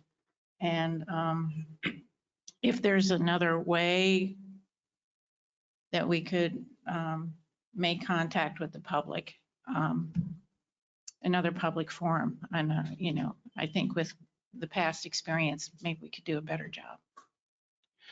I would support that, Commissioner Tapp. I think that's a good idea. I just want to briefly note Planning Commissioner Hepestay did attend, which I think was a Yes. good thing. He's also here in the audience today. Luke,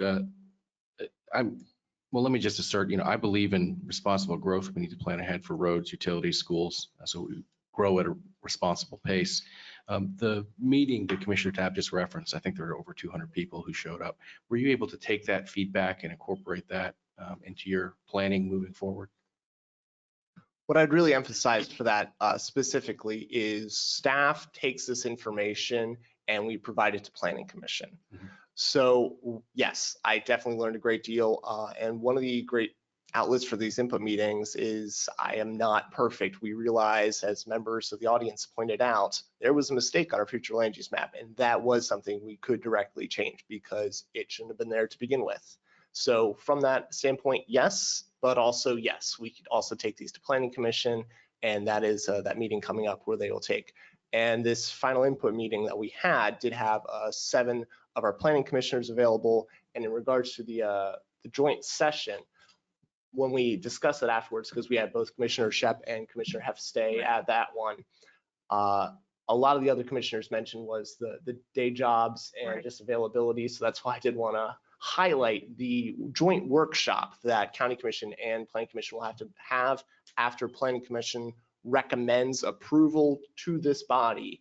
It would be great if that is at 6 or 7 o'clock or something on that Thursday, of course, but just so we actually have those members available. Yeah, and I understand they're citizen volunteers, and some of this is not real glamorous or maybe what they want to dig into at that moment when they have job responsibilities too. So, What I might recommend is the county commissioners going to the planning commission meeting. It might be, yeah, instead of Them coming them here. coming here I during mean, the we'll be at day. the same place, but And you know. yes, and especially during the summer when there's, I think we have 3 farmers on the board. So Right. if it's a sunny day, Yes, as they say. and the hay was cut and and- they and- needed to be baled. Yes, I understand. Make hay while the sun's shining, so to Right. speak. So Yeah. just a suggestion. No, I think that's a good idea. I'm open to that. Okay. So because you would be discussing public business as a public meeting, that it sounds like there would be a quorum of you doing that. We'd want to put that out for public notice as a Right. commission meeting. Right. Right. Yep. Yes. Yeah. We would have to do it legally. Yeah. Based on Nathan, what his recommendation is. Absolutely. Yeah. Well, public notice for both For both bodies. I both think. bodies meeting, Yes. maybe. I think you're right. So, All right. no. Just to add to this, our work sessions are scheduled from 5:30 to effectively 6:50, so we can all take a brief break prior to the regular meeting of the planning Okay. commission that starts at 7 o'clock. I can only speak to this specific example, but for this upcoming meeting, we have received a large amount of actionable correspondence that is on the regular meeting. So, and especially as we go through these final hurdles and go through all the finite details and such, it is quite possible that work sessions will be restarted after the regular meeting starts.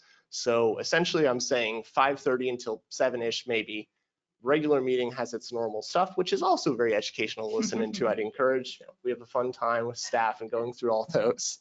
Planning commissions are great. That's why I took this job to begin with, but afterwards work sessions might restart. So however that works into your schedules, I did want to mention those timetables. And considering people, we're looking at a large number of people. We might want to kind of think about how this would work because 250 people are not going to fit into this room. That's right. That's right. Yeah. So Commissioner Tab, you also had under the agenda questions with regard to the comprehensive plan. Well, and that's, yeah, I didn't know Luke was doing his quarterly update. So I think we're working in conjunction here, hopefully. and Yes, I think it's keeping it- proper to run 10 and 11 kind of Yeah, parallel with each other. So we'll talk about your requests as well too. Absolutely. And Yeah. I think we kind of did a little bit. So yeah. Yeah. So, thank you. yeah. All right. Well, and you know, that is an interesting question. Ms. Benita said, you know, if we have even our public hearings, we may need a bigger room. I don't know.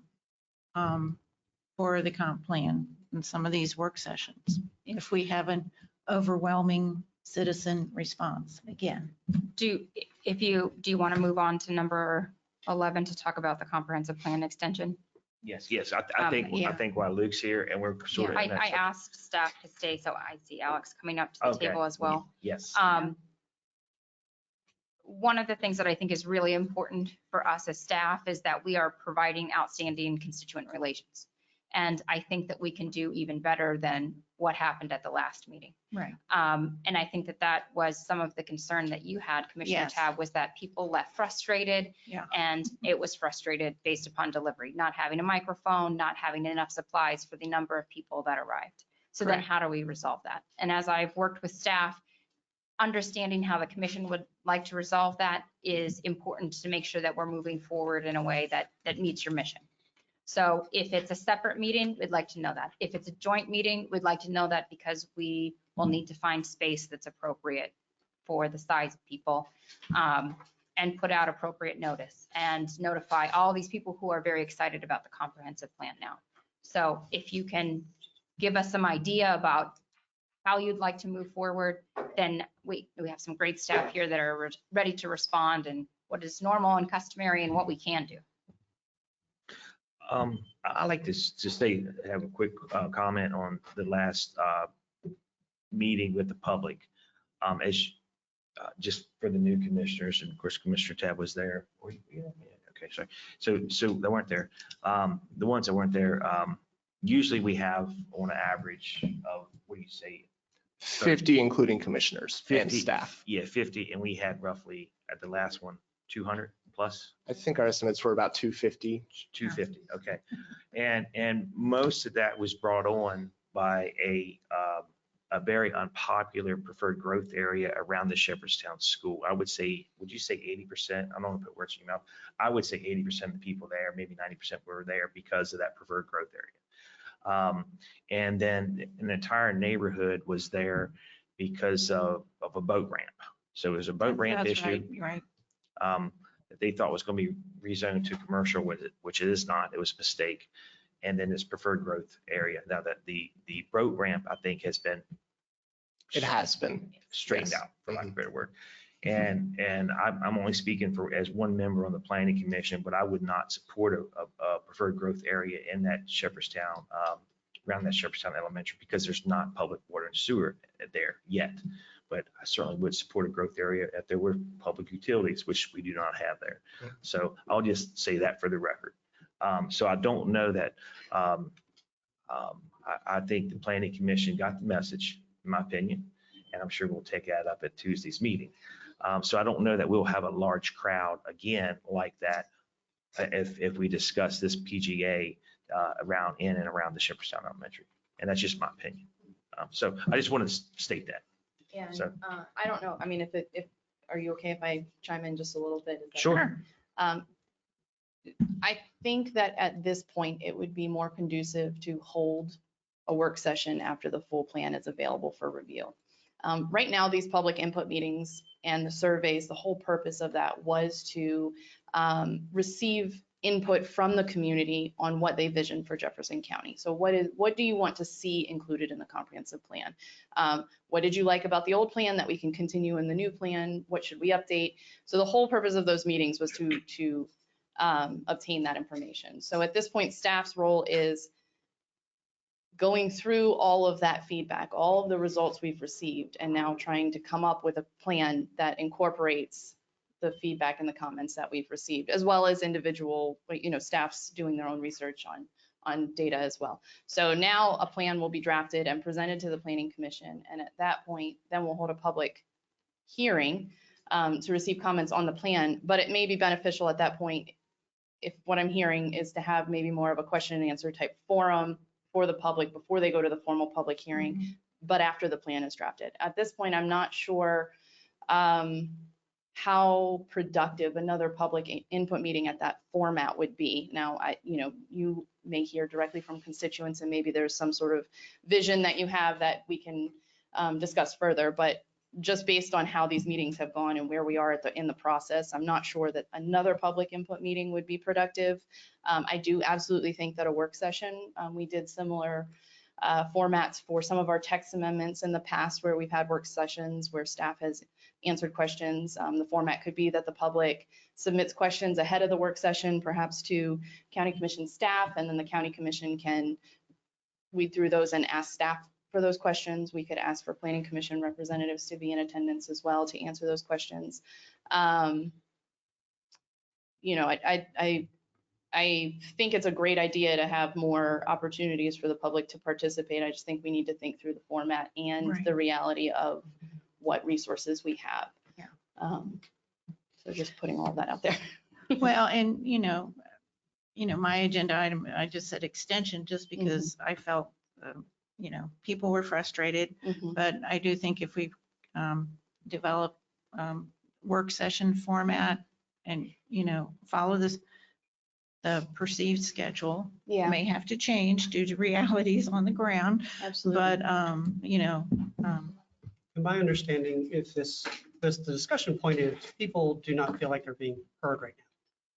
Is that a fair Yeah. assessment? Then that's what I got from that meeting and comments afterwards. I think it's also fair to say that we're talking about a 21-year perspective. Two things to consider. One is that we care about our land now, right? And we also know that technology and everything changes such a rapid pace. At 21 years, we can't even plan what those would look like. So we have to figure out that balance. The last thing I want to do is to shut up or stifle somebody's opinion on what they should do with their own land or what they should see where it looks like for their children and grandchildren. So I don't care what the format looks like, but it just needs to be something that where people come in and they were able to air everything that they saw as an issue with that, with where we're going as a county. Because we're making a decision that's going to affect the children and the grandchildren. So whether it's a public forum or a work session, however we can best accommodate their opportunities to come in and say it. So we did everything possible. We left nothing on the table so that when we go through that process, we sign our John Hancocks to it, we've done our due diligence. Yeah. And right now, That's a very nothing. good explanation. Yeah, thank you. absolutely. And I just want to make sure that it is clear that nothing is finalized at this point. The Planning Commission hasn't even finalized a draft. And there isn't even draft text published yet. So the public's input is absolutely part of this process and imperative to this process. I think the public will be able to provide constructive feedback when there's a document to view. Sure. Or perhaps if the process is pulling what from the existing plan or the current plan, excuse me, that they do like, that they want to see continued. And yes, it is a 20-year projection. It is updated every 10 years for the reasons that you just expressed. And we're already, a year and a half about into the process. So it's a very, it's a very big undertaking for the county. So the extension that Commissioner Tabb is looking into is royally for approval, not for, you're still on your timeline then, right? Because you still got to produce the draft for people to look at. Correct. Yes. Okay. Yeah. And I do think, I concur, I do think an extension is likely going to be needed. We would have to ask for legal. I do know that the last comprehensive plan, there was an extension, I believe, into March of the following year, so about a three-month extension.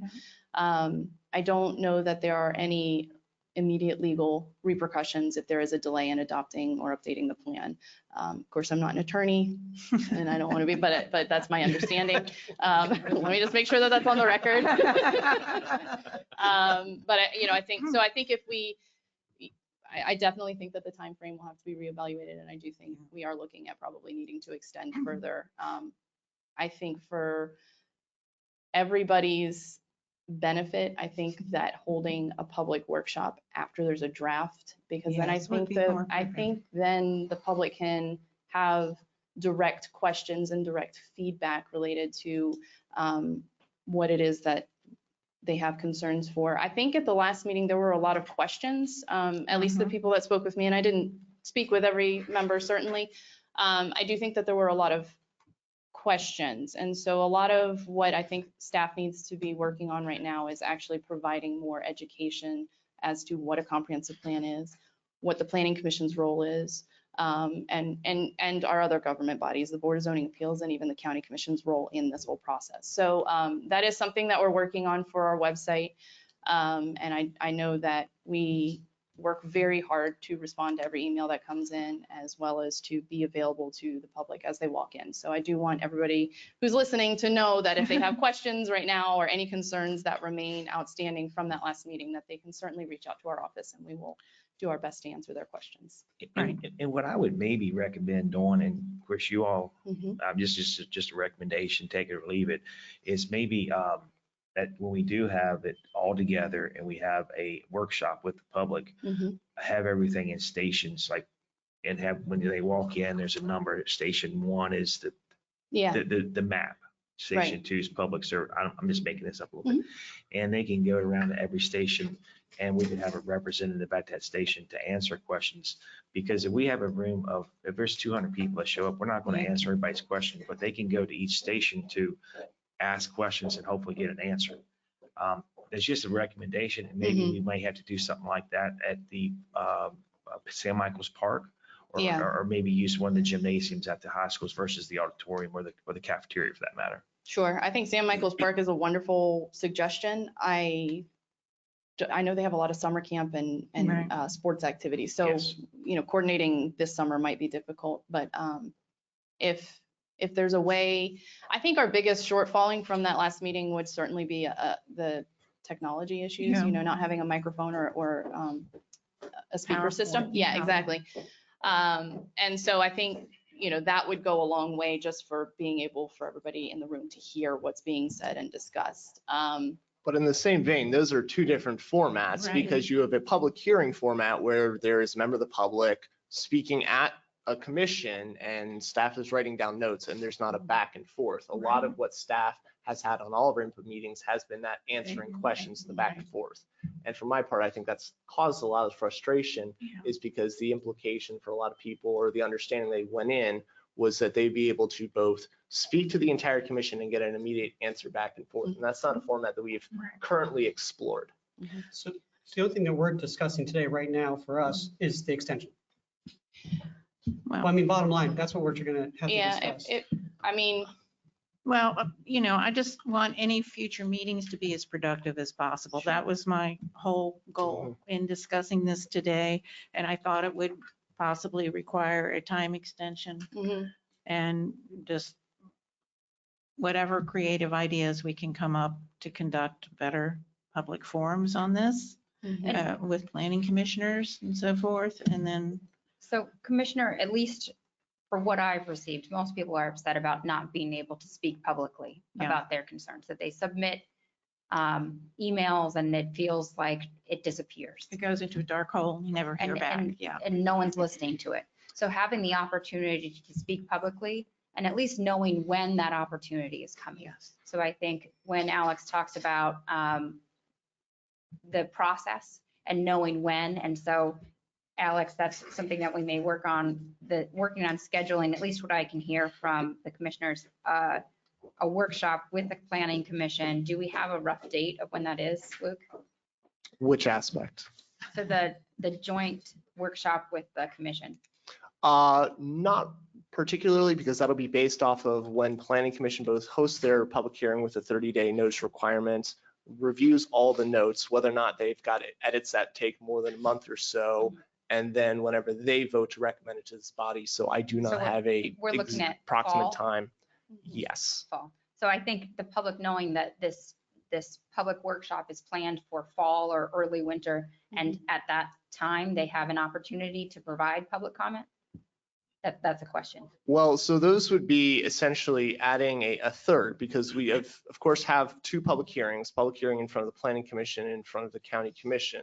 So we're happy to take it in or include a fourth as well. Is there Such a public workshop has code ramifications because planning commission needs to present the draft plan to county commission. And that's what we currently have termed as the workshop. That might just require a better name, for example. And as Jenny said, there wouldn't be necessarily public input at that meeting because that is just presenting the full plan prior to the public hearing in front of county commission. To have an additional work session that was very much a question and answer setup, as it were, we could do preceding the planning commission's public hearing, preceding the county commission's public hearing. That I would leave up to however you want to do that. But I suppose there'd also be a little bit of a terminology difference there because the workshop, the joint workshop would not be really conducive for public input at that juncture because it'd be prior to public hearings and it'd be very focused on getting the content out and the explanations of edits that were made prior to its recommendation to county commission. So I think it's just important that the public know. When does the public comment period happen? When can they speak publicly about their thoughts? It's being revised next Tuesday. We have had one for 18 months, but on next Tuesday at the planning commission meeting, they will be revising that schedule to accommodate the public notice requirements and possibly add a meeting in there. So after next Tuesday, there ought to be a new schedule. So once that schedule comes out, can you work with us so that we publish that on not just on the planning section of the website, but on the commission part of the website so that people just know what the process is and when they can comment? Yeah. So I just want to piggyback on some of the things that the county administrator and Commissioner Cook stated about the public feeling like they're not being heard. My question would be, is there a formal adjudication process of the information that is coming in? So is there a formal table that says so-and-so said this, we duly noted, or we accept that comment, or based on this, we reject that comment? Is there I think if we had some, and I'm not suggesting any more. Oh, yeah. I mean, I know you guys are busy. No comments are rejected. Every email is acknowledged as being received and then put into the planning commission packet. Is the wrong word. You can't put everything in that plan that everybody says. Well, yeah, that's fair. So but what I'm saying is you, for whatever reason, this is literally just an example. I'm not saying reject, for God's sake. Jeez. I'm the new guy, but I'm not that dumb. Comments rejected, yeah.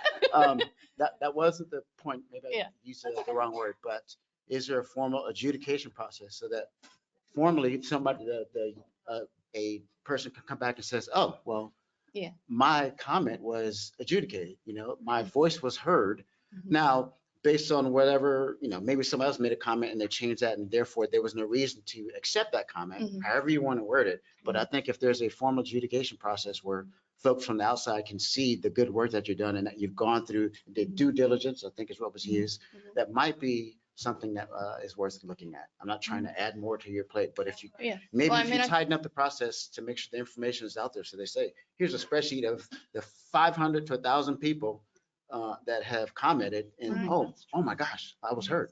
Okay. Ugh. Yeah, so all the comments are in the planning commission's agenda packets Okay. for both the work session and then their formal meeting session so that they can take action on any of those items. Presently, there is a templated email or a formatted email that's being sent out, sort of similar to like what you see with a petition, but individual constituents are sending in the same templated email. And so that email will be in the packet, every single email received from every citizen, it's in there for the planning commission's view. What I will say is, as far as a formal process for incorporating comments, that's during the public hearing process. So the planning commission will hold a public hearing on the draft plan once it's presented. They will hold a public comment or a public hearing. They'll hear all those comments. So that'll be written.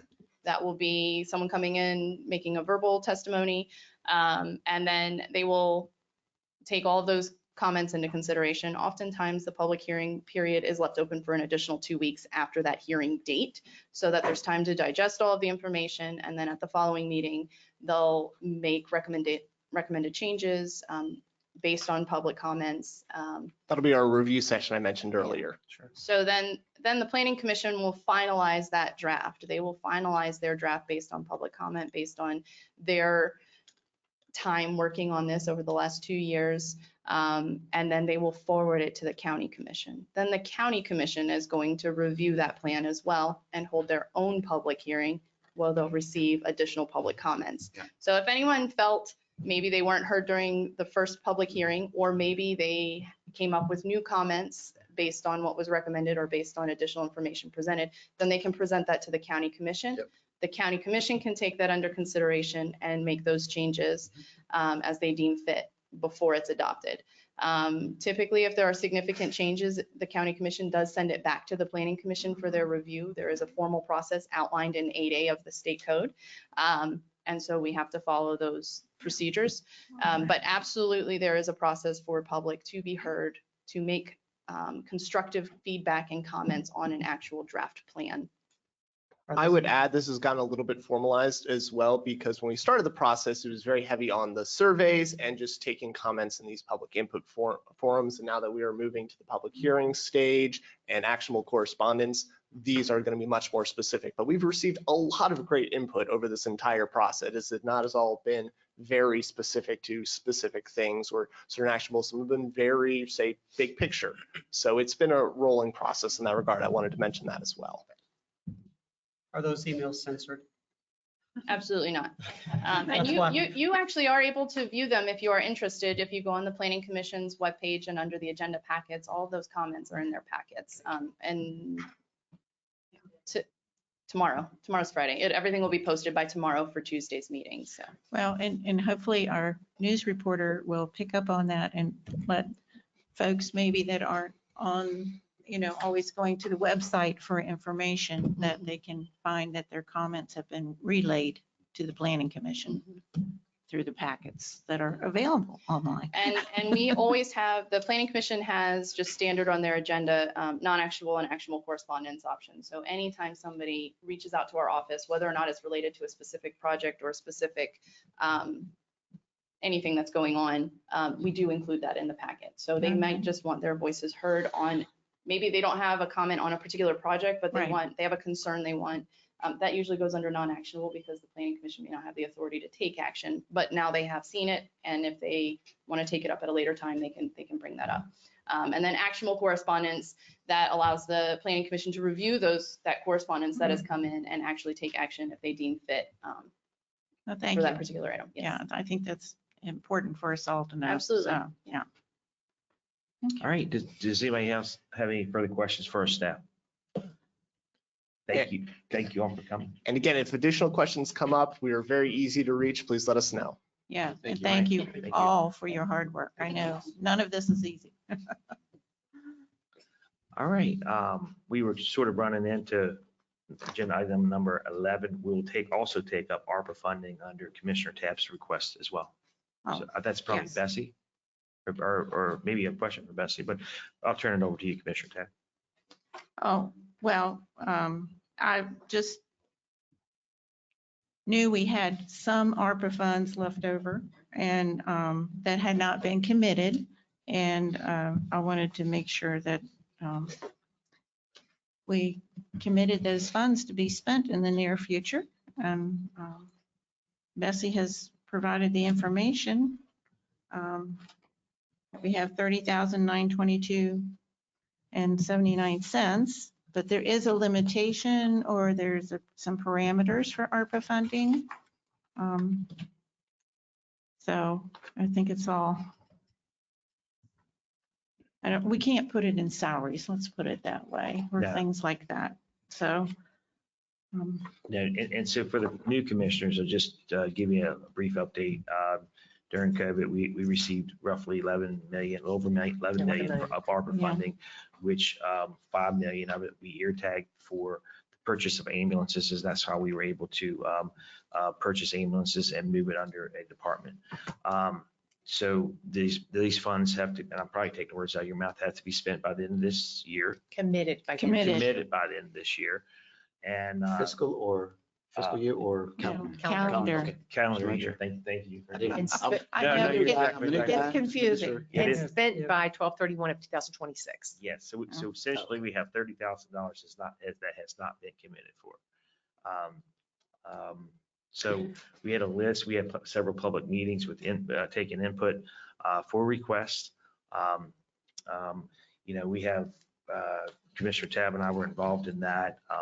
We have $30,000 left. What I would maybe recommend doing is having a new commissioner see who requested the money and maybe come back at a later date, maybe have you guys make some suggestions. I mean, Yeah. for where you would like that money to go to. I mean, it's 30 grand, Yeah. and we have to have it committed. So, Well, I'd also like to note too, during the budget process, and unfortunately I did not bring the giant spreadsheet with me to the meeting. But what comes to mind was CASA. They had Yeah. requested some funding. They didn't receive any funding. And there was one organization, and I do apologize, I can't remember, but something about a greenhouse out by TA Lowry. Oh, okay. That Yeah. one wasn't funded either. So maybe I can go back and take a look at the outside agencies, the small agencies that requested some funding to see if the request falls in with the ARPA funding. Well, potentially bring and that. something we didn't fund that I'm interested in is the Parks and Rec scholarships. That So was going to That's something come else. back Yeah. next year, next month, I'm sorry, between FY 22, 23, 24, and 25, to look at the fireworks and the scholarship, which is like Right. another 20,000 to Parks and Rec. Right. and we probably can't use ARPA funding for that. I'm Not for assuming. ARPA funding, but I think we have it with our contingency. Yes.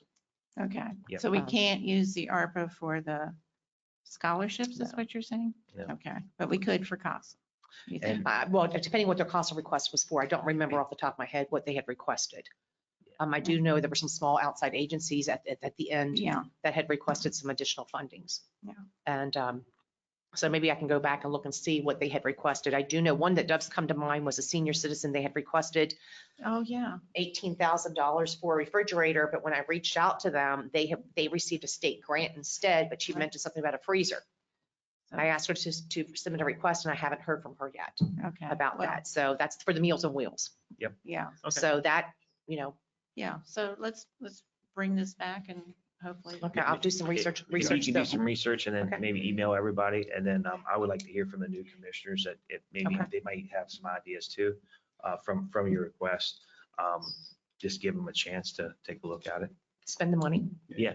Or Well, yeah. commit. And Commit. I agree. We Committed. need to, it's spend or use it or lose it. Yeah, right. And if you could, in your request, if you could provide a quick summary of the criteria, ARPA funding Okay. criteria, I think that would help. So if I am looking at stuff, I would have an idea before I say, oh man, this is a great idea. Oh, no, you can't use that. Well, Straight, I guess if you send us a list of those, could they all be vetted to say that they're eligible? In other words, What I will send to you would be ones that would be eligible. I Great, would not send great. the ones that are not eligible Thank you. for that. Yeah, because during our public hearing, obviously, we had $11 million to allocate. I think we had $20+ million in requests, and I would say 20% of them were not eligible, or maybe more, probably more. I'm just going off memory here. I don't know. Just- I don't remember. Yeah, it was a lot. There was a lot. Yeah, Well, I did include in your packet the current spreadsheet right. of what's been, what was requested, what's been paid to date. This is a black and white copy, but the darker colored ones, those are the ones that projects that are closed, Okay, that have. that have already been paid out and done. And some of them did come in a little under budget. And if you look down below, I want to say the fourth column from the right, it was amount requested 11,594,351, and you'll see below that about 340,000 put back in. That was money on closed projects that we did not spend, so I put that back into the Okay. ARPA funding so that we can use that money. Oh, so we have more. Well, not now. No, we have 30,000. That's after taking into consideration that 340,000 that we put back in. Okay, I got you. I got you now. Yeah. So, Yeah. So we do have some projects. We do have a couple projects that haven't been started, like the broadband infrastructure. Right. That's a huge one. We do currently have the Parks and Rec, they're doing their, the public sewer tie-in. They are currently working on that project. Jeff has the big one for the next generation 911 that was 750,000 that hasn't been started. So we probably need to put some feet to the fire and find out where all those stand. Yeah. Because that's a lot of money to lose if we don't use it. Again, we do have 2.5 more years to use that money. Harpers Ferry, they're doing their big sewer pipe rehab. We are actively paying bills on that on a monthly basis. Those are the three large ones that are coming to mind for me right now. I know Laura, I believe Laura's in the process of getting quotes for the big HVAC. Yeah. And then, of course, the email system, that's a $50,000 project. So, and of course, we always have the ESA, that's the big one. Right. That's always the big one. But, it's a big service that we provide. Yes. So that's where that stands. Thank you. Does anybody else have any further questions? Yes, sir. All right, here none. Thank you very much. Thank All you. right. Nathan, we are running roughly 50 minutes ahead of schedule, and now we're at your agenda item. Now you don't have, you don't have to take up that extra time that we're in. What I'm hearing you say, Commissioner Soliper, is I have at least 50 minutes before you can even say anything. That's true. That's true. So- And so what I refer to this section of the meeting is the Nathan Cochran hour. folks. So you go ahead, sir. If it can be 5 minutes, we'll be fine with that too. Go. Commissioner Stoliper,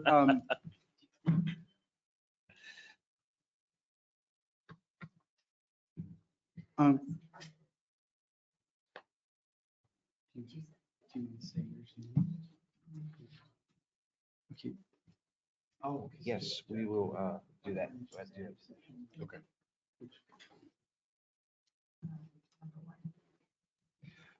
Commissioner Stoliper, I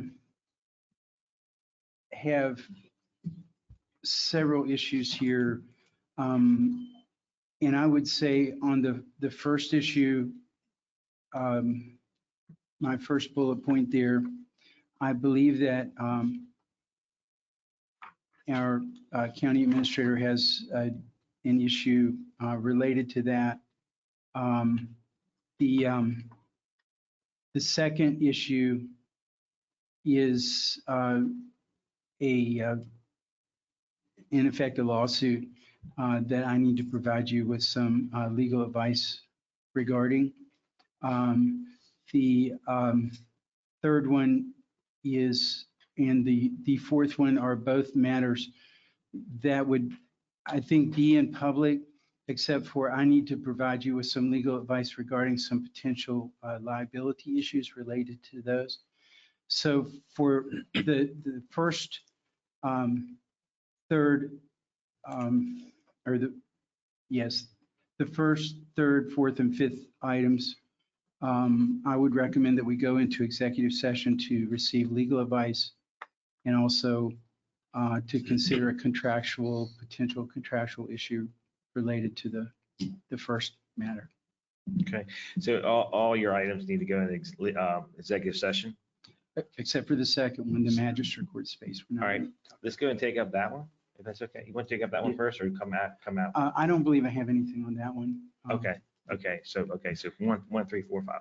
Okay, I'll move that we go in executive session to receive legal advice and contractual matters for agenda items number 1, 3, 4, 5 underneath Cochran, Assistant Prosecuting Attorney. Yes, and I will say that afterwards, we will come out and there will be some public. Yes, we'll have some conversations after, when we come out for sure. Absolutely. Second. Any discussion? Just add another reason for executive session, contractual matters. You said legal advice, but also one item, I believe, involves some contractual matter. And add contractual matters to my motion. Thank you for stating that. All right. All in favor, say aye. Aye. Opposed, motion carries 5-0.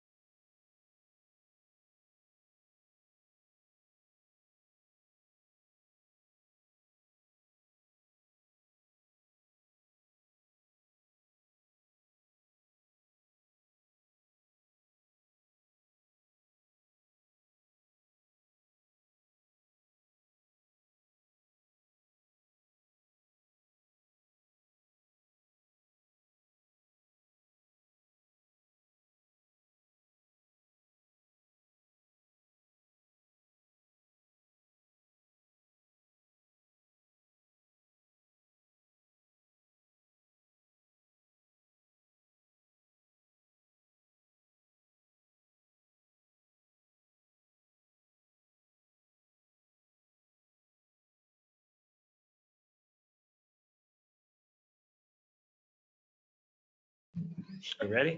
All right, we're back live. I'll move that we come out of executive session. Second.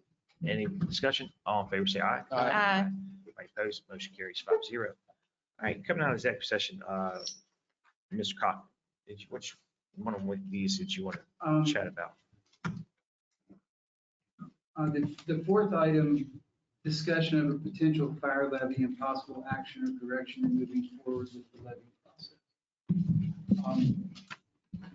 With regard to the levy, the volunteer fire companies proposed a levy earlier this year. This year has been a tremendous amount of disruption in the commission, and we were unable to really move forward. And I'm bringing it back to you for your consideration and just direction. I have the levy proposal that the firefighters have given. I have also done a good bit of investigation around the state as to other levies and what they contain. And so if you direct me to move forward with drafting a levy, I could do that. If you have any other, direction or thought, all of that is all up to you. I'm just bringing it back to you to tell me what to do. Okay. So you have any questions for the concern the levy, or how the, what it's for, what it's, how it's to be used? And so I understand clearly this is to put this on the next ballot. If we intend to put it on the next ballot, we would have to move very quickly. But yes, I think we could still do that. But there would have to be a levy drafted and done right away. And their levy, is that consistent with what is best practice you said from the others you researched?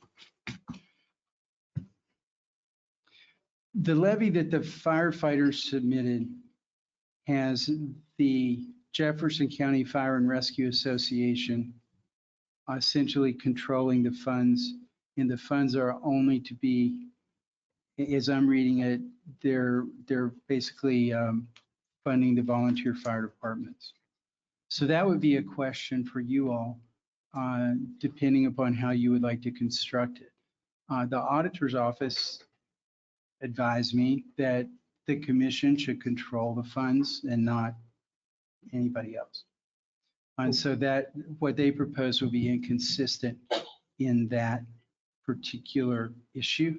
And then the other question would be, what fire protection services do you want to fund? This is a 5-year levy. So in the next 5 years, does the commission foresee, any other developments in fire fighting or fire protection that would involve perhaps any paid firefighters or paid fire stations? If that were the case, then it would also, I don't think this levy would be the appropriate mechanism. So I understand we would then have an ambulance fee that we charge, and then we would have a levy for fire, and we control the ambulance funding, but we don't control the fire funding in this, and then we would not be able to do anything or any action for the next 5 years until that's resolved. Under the proposal that they submitted, it does place the Fire and Rescue Association in control of the funds. I will tell you, the statute says that the Fire and Rescue, the Fire Association is created to discuss fire protection services to address fire protection problems at the county level. That's 717.3. I don't really see an authorization in the statute for them to control the funds that would be received by a levy. And so, again, the draft that they presented us was just a draft. We can alter that draft. We can submit a different draft. We can get more input from them, that kind of thing. Input from other people. That kind of thing. But as it is currently drafted, it places the Fire and Rescue Association in charge, as I see it, of the funds. And I don't really see that in the statute. And it does appear to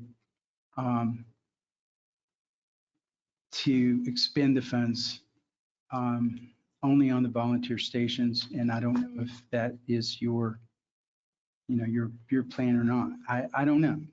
That's your all's call. And $12 million. So do we have an accounting of what that would be used for? It does, their proposal does lay out some accounting of it. It does lay out what valuation is placed on different levels of property, the rate of levies. And it lays out that it would be, it says the revenues from this fire levy shall be dedicated to the Jefferson County Fire and Rescue Association and shall be used solely to defray the costs of continuing, maintaining, improving, regulating, and supervising fire protection services within Jefferson County.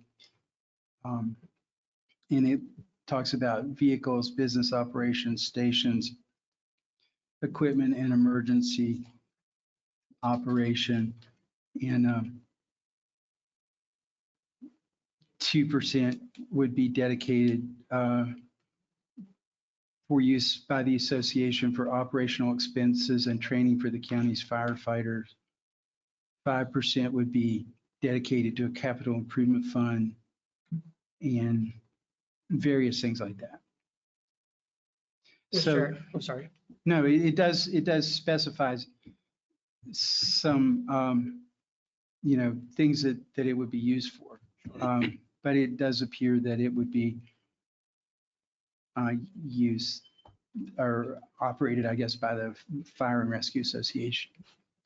Mr. Chair, I have a little bit of background with the incident command structure because I was a part of the NIMS training. I was an XO battalion that had technical rescue fire teams that went into collapse structure, swift water, et cetera.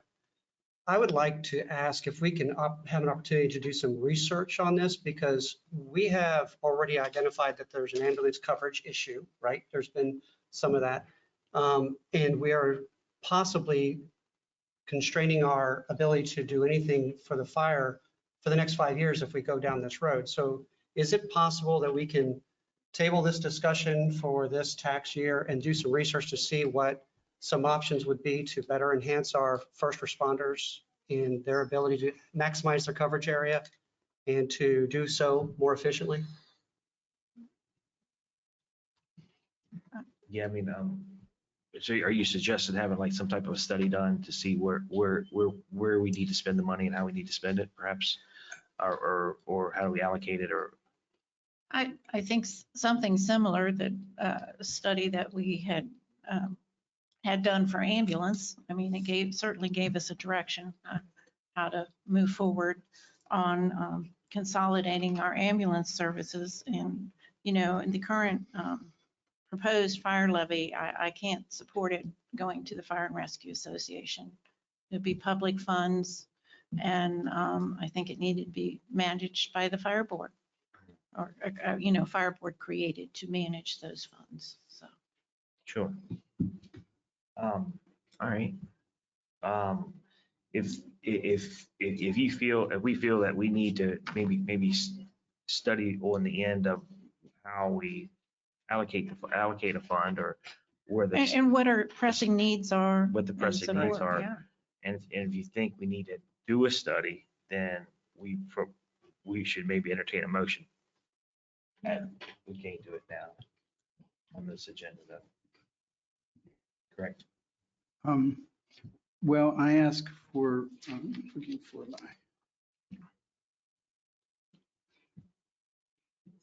it says possible action or direction in moving forward with the levy process. Okay. And I guess the study would be something that you would want to move forward with the levy process. Yeah. Okay. Right. All right, got you. I find it just hard, to your point, to bring this to the taxpayers by November to make a decision on something that we probably could do a little bit more due diligence on.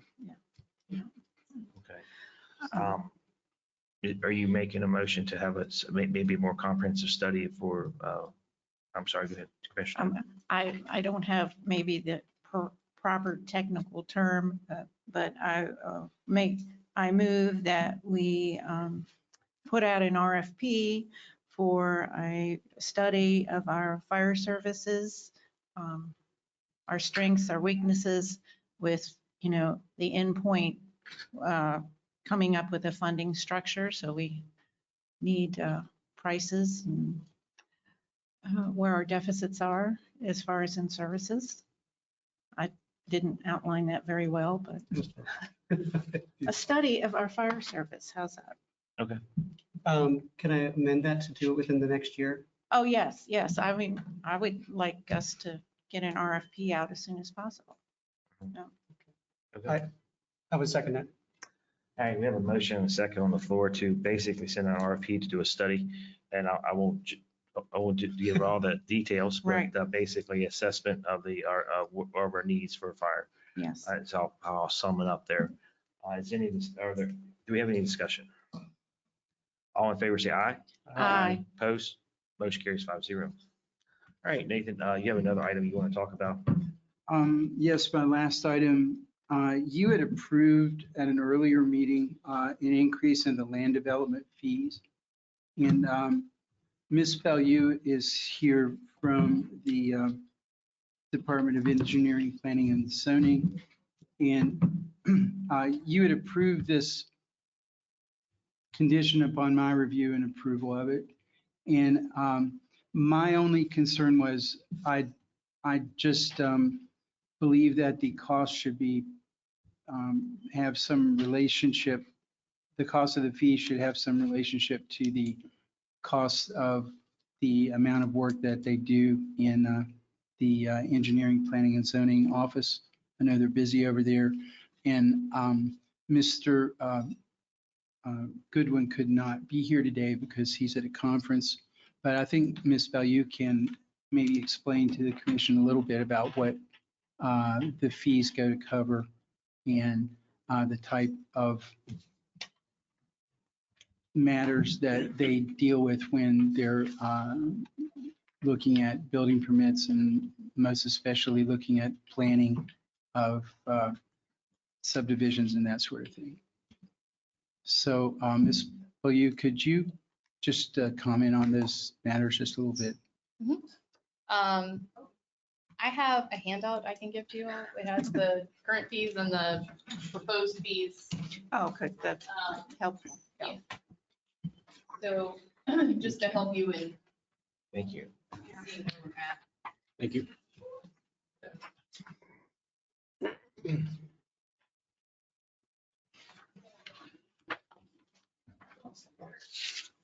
So the current fees, that first document in your packet is the current fee schedule, which has not been updated since 2001. There are some distinctions between the draft land development fees and the current, primarily because the ordinances have changed over the years and the processes have changed. So, you'll see some planned unit developments, maybe that's not carried over here, but that's because we don't have that process.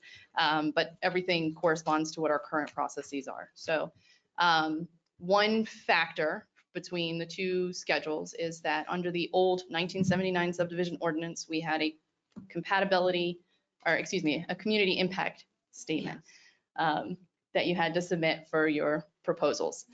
That process has been eliminated since 2008, since we adopted our new subdivision regulations. Now we have what's called a concept plan. The CIS had a fee, concept plan does not have a fee. So we're reviewing all of these concept plans and not taking in any fees. I point that one out specifically because that one does incur a cost to the county with notification requirements. Public notice placards have to be posted on properties. There's advertisements in the newspaper and adjoiner letters that go out. That is a cost to the county. Most developers who come through the office are surprised that there isn't a fee. I think we could establish just a minimum base fee similar to what the CIS used to have. And then the other project type that we don't have fees established for are site development site plans. So when a non-residential project comes into the county, including apartment complexes, we don't have a fee established for that type of project review, that type of plan review. And so it seems reasonable that for part of that process, we would have a fee established as part of that proposal, similar to how we have fees already for our subdivisions. And feel free to stop me if you need me to explain any of the terminology, because I know it's a lot. Planning and zoning has a lot of things. So that's the two fees that we feel strongly need to at least be adopted, because we don't have any fees for those at this time. The other part of the proposal is an increase in the already established fees. When Roger and I were going over this, he used an inflation rate to establish, since we haven't updated our fees since 2001, what would that inflation rate look like? And so that's kind of how these fees were calculated. I do have in that packet some fee schedules from surrounding jurisdictions, Clark County, Berkeley County, and Round Hill, I think, that all have comparable processes that you could look at and compare and see that these other jurisdictions have fees that are similar. So the question that was presented to me was, how is it proportionate to the review processes? And that's what state law says. That's what our ordinance says. I've given you a copy of what our ordinance says, which is reflective of state law. And I would just say that if the fee schedule that was in effect in 2001 was proportionate to the cost of doing business in 2001, and we've seen an increase in cost in materials and just the cost of running the office, that it makes sense that there would be an increase in the fees for the county to recoup some of those expenses. I am happy to go into detail if you want to know what a typical review looks like. I can speak generally or broadly over that if you would like that. Alex? Yes. I believe Nathan mentioned this, maybe you could verify that besides the new categories that you had to do, because things have changed, our zoning ordinances have changed somewhat, that you've basically applied inflationary rates to these rates? Yes, Some of the so information, the increase. when Roger and I were discussing the fee schedule, he basically was taking the current fee or the base fee that we have and then doing an inflationary calculation to come up with these base fees. I don't think there's any, if the commission sees a fee that seems unreasonable, I don't think there's any reason to stick with that fee. I think you could reduce it if the concern is that it's too high. But I do think not evaluating our fees for over 20 years is a problem. Well, I do think we need to reassess them. No, I agree, but I just wanted the public to know and reiterate that there was an inflationary adjustment made to these fees. They weren't just pick a number out of the air that I think, it should be this much. Right. Yes, that's correct. There was a basis for it, besides the new categories that we needed to be charging for.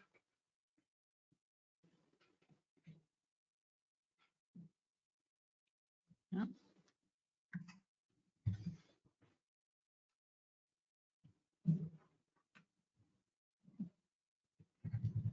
Now the one on the major, that was per lot was 700. What was that previous? I'm sorry, are you looking at major residential or? Yes, ma'am. Per residential lot? Your current fee, I believe, is 400. Okay. Yeah, per residential lot within a subdivision, it's 400. And then for a non-residential lot, 500 per lot. Okay.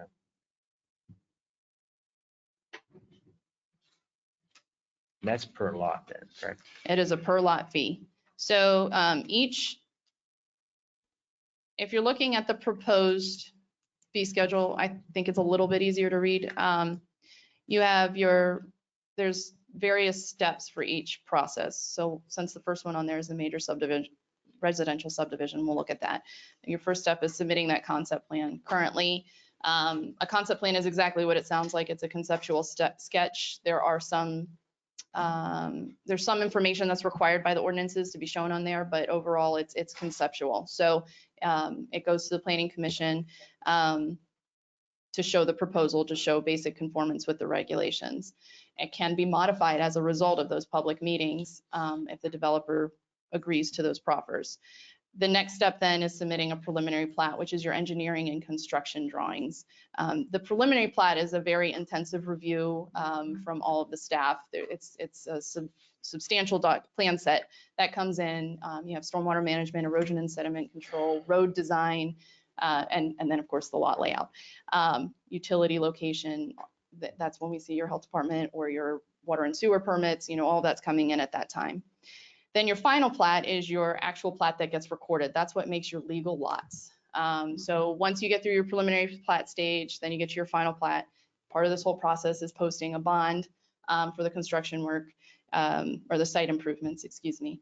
And then the final plat is recorded in the courthouse. That's what makes it a legal lot of record. Then you can sell it and it can be built on. So there's kind of 3 review steps in that process. And so we have in here basically a base fee for your concept plan, and it's based on the number of lots just as a lump sum. So if you're a subdivision that's 1 to 49 lots, you're going to pay a base fee of $300. If you're 50 lots or more, then you're going to be paying a $500 base fee. There's no per lot fee at that stage. Your per lot fee comes in when you process your preliminary plat. So then you have your $350 base preliminary plat fee, and then it's calculated based on the number of lots using this per lot fee, and then the final plat base fee. Could you again just say what it? It's really clear, right? No, that was pretty clear. I would venture to say it's probably more clear than one of my explanations. Of course, that's not hard. Could you please just detail the sorts of things that you have to do when you're reviewing a preliminary plat or a final plat, that's kind of things you look at? Yeah, I mean, that goes into the stormwater management that I was talking about, where we're evaluating, the engineer reviews the stormwater management plan. And so we have water quality, water quantity that we have to evaluate. I don't want to go too into it because I'm not an engineer. There's erosion and sediment control that's evaluated, and that's also monitored by the state DEP, but we have to evaluate it as well. There's road design standards. So we have specific standards for residential and non-residential design based on road width, asphalt thickness, gravel layers, all of this has to be evaluated by our staff. There's the grading plan. So the raw land has to be modified to accommodate the layout and all of the stormwater management features and road design. And then again, the utilities. So water and sewer, well and septic. All of that is coming in as part of this review process. And then on top of that, we have lot width requirements. So conformance with our design standards, setbacks and landscaping and all of that's getting reviewed under this process. Does that answer the question enough? Yeah, I mean, I was just trying to get more of a clear picture about all the things that you do when you're looking at this. Yeah, and you have the county engineer, the county planner, and then the zoning administrator. We all review all of these plans for compliance with the various standards. So you have at least 3 staff that are looking at it. And then bonding's a whole other component that's in there. And that involves actual site visits out on the property during milestone inspections related to the grading and the erosion and sediment control and all of that. So.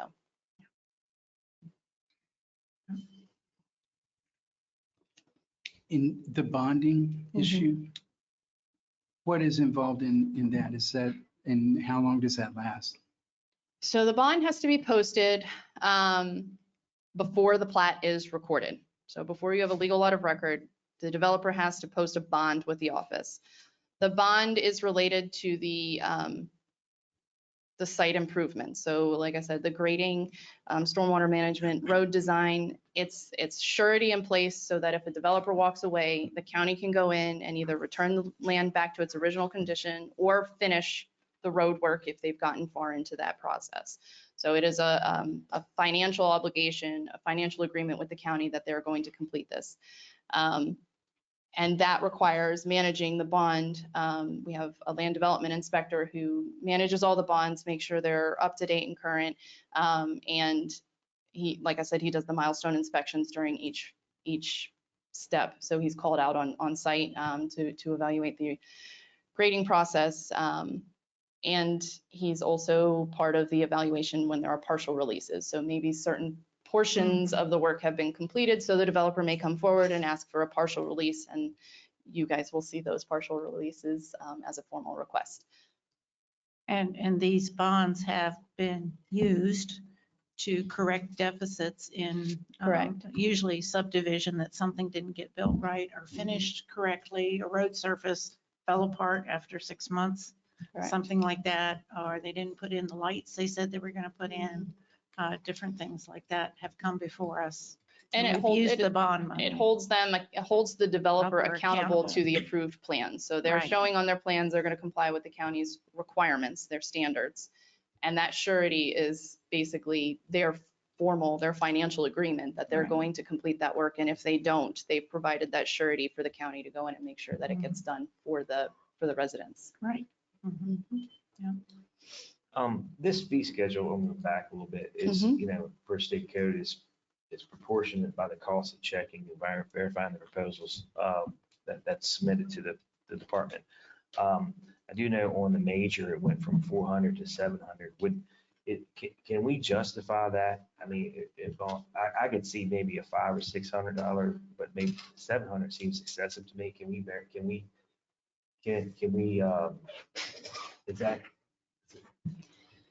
is that a too much of an increase, or is that, can we, I don't know, it says proportionate costs for checking and Mhm. verifying the proposed And- plat. I don't know. Yeah, and Yeah. I have no way of knowing that. That would have to be a question for Roger and in his place here, Ms. Bellew. All right. I mean, the ordinances clearly state that the fee schedule is established and managed by the county commission. So I think the county commission can make the fees whatever they want. If the proposed fee is too high, I think it can be reduced. I would, again, just reiterate the need for probably the concept plan and site plan fees. I mean, we're talking about 20 years of not taking in, or yeah, close to 20 years of not taking in any fees for those types of project types. And I think that that's a loss for the county. Yeah. I'm not- But as far as the increase goes, I would agree with Nathan that that's up to the county commission and perhaps, I don't know. I if just it- see that one as being relative. It Mhm. just jumped out at me, and looking back at how much the fee was, it just seems, that one seems excessive to me. Right. I would be more comfortable with a little bit lower fee on that one, but everything else I think is that somewhat seems in line for an inflationary purposes. So it's just the And yeah. that 700 is the combination of the 350s above it, right? Yeah, so basically, let's say you have a 100 lot subdivision, you times the 100 lots by 700. And then if you look at the bottom, we have a 30, 30, 40 fee schedule. So your base fee at the preliminary plat and 30% of that lot fee. So 350 plus 30% of that. It's if it sounds complicated, it's incredibly complicated. But you're not paying the lot fee twice, if that's what your question is. You pay the lot fee once. It's broken down between the preliminary plat and the final plat. Okay. And your Yeah. base fee is paid at the submission for the preliminary plat and the subdivision fee. I had the right concept, wrong column. Okay. Yeah, Wrong okay, line. I'm glad you pointed that out. Yeah, because I wasn't reading it quite like that. Yeah. Okay. So the 700 is not, it is a combined fee then, is what you're saying. Combined with the concept, the numbers of the concept. Yeah. Okay. So let's say the number of, let me pull out my calculator. Let's say we have a 50 lot subdivision times 700. That's 35,000, right? Mhm. Just checking my math. 35,000 for your lots. You're going to pay 30% of that 35,000 at the preliminary plat stage with your 350 base fee. So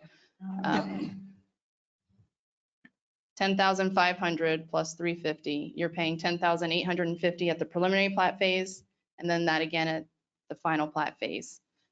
So that's how they're all So broken down. Let's dumb down the math a little bit further. Mhm. Let's do one house, Okay, right? then you're looking at your minor, so that's That's right. So that's $350 base fee, $350 per lot. A minor subdivision is 5 lots or fewer. Okay. So 350 times 5 is 1,750 plus your base 350, you're 2,100. Okay, I think that's what I was tracking, right? Okay. So if I go back to the major residential subdivision, the concept plan is 300 because it's just paperwork, right? You're submitting a drawing, you're submitting, and so that's for if you had 49 houses, lots, or if you had one, right, in that. And then you That, well, concept plan is only required for a subdivision that's 5 lots or more. It's saying 1 through 49, but should be yeah. 5 through 49. Okay. Well, no, because if you're automatic, so the minor is only for lots 1 through 5. If you're going to do a major subdivision, you're going to be in this category, but you're paying on lots 1 through 49 Oh, at this rate. okay, right. Yeah, So I'm paying, but I'm only paying $300 for that concept plan. correct. But then when I get down to the preliminary plat, I'm paying $350 per lot. 350 for the base plat submission. That's right. And then that's prorated to the 30% at first. No, it's a base fee. So 350 plus the 30% of your lot fees. Okay. You can look at restructuring our fee schedule entirely. No. This is the same fee No, schedule for a No, long it's just time. that it's just getting late and my mind is not processing all this stuff. That's okay. Is there a better way to restructure it? Would you want to do that? I mean, we've been using this fee schedule, so it makes sense to us and the developers that come in, but But the I general- do think that it is, I mean, I understand that it is confusing. It's a Well, complicated fee that's schedule. what maybe make it, I understand developers and engineers like yourself that are very well versed in it, but maybe the average person would be confused. Yeah. Is there a better, would y'all feel like you would want to make it? I mean, I think that what would look different is just, I think you would just pay your lot fee up front with the preliminary plat. It doesn't, this was broken down this way to make it more cost effective to the developer. So that some developers pay the whole fee up front, the whole from preliminary plat to final plat stage, they pay it right Okay. up front as a lump sum. All right. But it's broken down this way because when you start getting into the larger subdivisions, it can be a more, a greater financial commitment. Right. And so it's Okay. broken down for each phase so they can pay a portion of their development fee with each phase. And then they pay the final remaining amount when they get to the recording process. And looking at the fee schedule for Berkeley County, that would give me a headache. Yes, I bet. Yeah, and it's going to be difficult to compare. Right. It's not apples to apples, apples to oranges, or however you want to say it. So it is difficult to come up with a fee schedule with the surrounding jurisdiction that's exactly the Yeah. same, but it does give you an idea of what it's being charged, in surrounding areas. Yeah. So I appreciate that, that $700 fee. If that is what the holdup or the delay would be, I would say just then come up with a lesser amount. Yeah, I would say, I would maybe back it off on at least 100, in my opinion. It just seems excessive, so. I mean, it's currently 400. I mean, if you went to 500, that'd still be a little bit of an increase, and then you're adding in a concept plan fee. Yeah. There's no real firm attachment. It was basically, let's try and get this discussion started again. Sure. But one of the concerns that we would have is, we need to pay the assessors, right? We need to be able to produce the revenue so that we can satisfy the need that's out there for when we do these. If we reduce it that much, do we hamstring our own budget and keep us from hiring that individual to do that, engineer or whoever walks the terrain? I think that would be a bigger question maybe for, I don't know if it's the county administrator or finance office to evaluate how those fees are allocated. On a broader scale at that level. Yeah, that's definitely the trade-off. Yeah. That's what the fees are for. Yeah. Right. And I do know that we have asked for staff, we've Right. lost staff over the years. We've had positions eliminated, and we're back to needing staff. And so if this is a way to draw on that revenue to fund those positions, I think that this is something And to I look think at. that's the reason for that code section, that you're not charging exorbitant fees And it's significantly more than what it costs to do the check of a plan review. And then you're not charging fees that are, I guess they could be too low, but then you understand that and you subsidize it as a county. Yeah. And the reason that one just jumped out at me because the massive increase was because it's proportionate in cost to the, for verifying the plats. And I'm just trying to head off any type of legal challenge we might have with that one. That's all. That's the only reason I was thinking about it, because if it's challenged in court, because it was increased so much. That's the only reason I say that for. Do we have any further questions? No. Do we, If you want them to stay as they are, you need to do nothing. If you want to alter them, I suppose that is implicitly included as the agenda item, then you would need to take. Just to be clear, if you want them to stay as they are as of July 1, as they will be. That's right. okay. Well, since I brought it up, what would be, I mean, you was 400, you said 500. Is that on the one that? Yeah, like I said, it was, let's evaluate how we can increase the fees since it hasn't been evaluated since 2001. I mean, it's not fair to say it hasn't been evaluated. It hasn't been increased since 2001. And so that was just the calculation that was used. I absolutely think that you can modify that any way you deem fit. And I would just reiterate adopting at a minimum the concept plan and site plan fees. You said 500, I said 600. How about we just go with I'll say 550. For the lot fee? Yes. Okay. And just under the major, is that the only? Yes, ma'am. Okay. Yeah. Sure. Before you do that, again, I'd like to hear what the need is, right? I would like to hear what Ms. Benita says. This is what the staffing is that we would need to answer, because the 700 could be justified, right? And so I'd like to hear what it is that you need so that we can make that decision to help you do your job. So, and we had a huge spreadsheet for staffing requests across the board. We could have a huge downturn in the market and next month not have a single site that needs to be reviewed. So in that case, I don't need anything. And in fact, there's staff I don't need hired. But that's not, if I'm looking at the last month, we're falling behind. We have people with all kinds of permits that are coming to our department asking, why is this taking so long? This is taking so much longer than before. And we have developers saying, we want to pay the county more so that you can hire staff to get this done. It's not, they want us to have enough staff to do it. Correct. And so in this last year, that was one additional plan reviewer. And I really wish Roger were here because he would tell you over the last year, he's a very analytical person. That person has answered 648 calls per week. And he can go down the whole list that just of how overburdened they are. They've actually quantified it. So I think easily an additional plan reviewer is still going, you'll still have significant work for that. And if you did two, then we might start talking about lighting the load.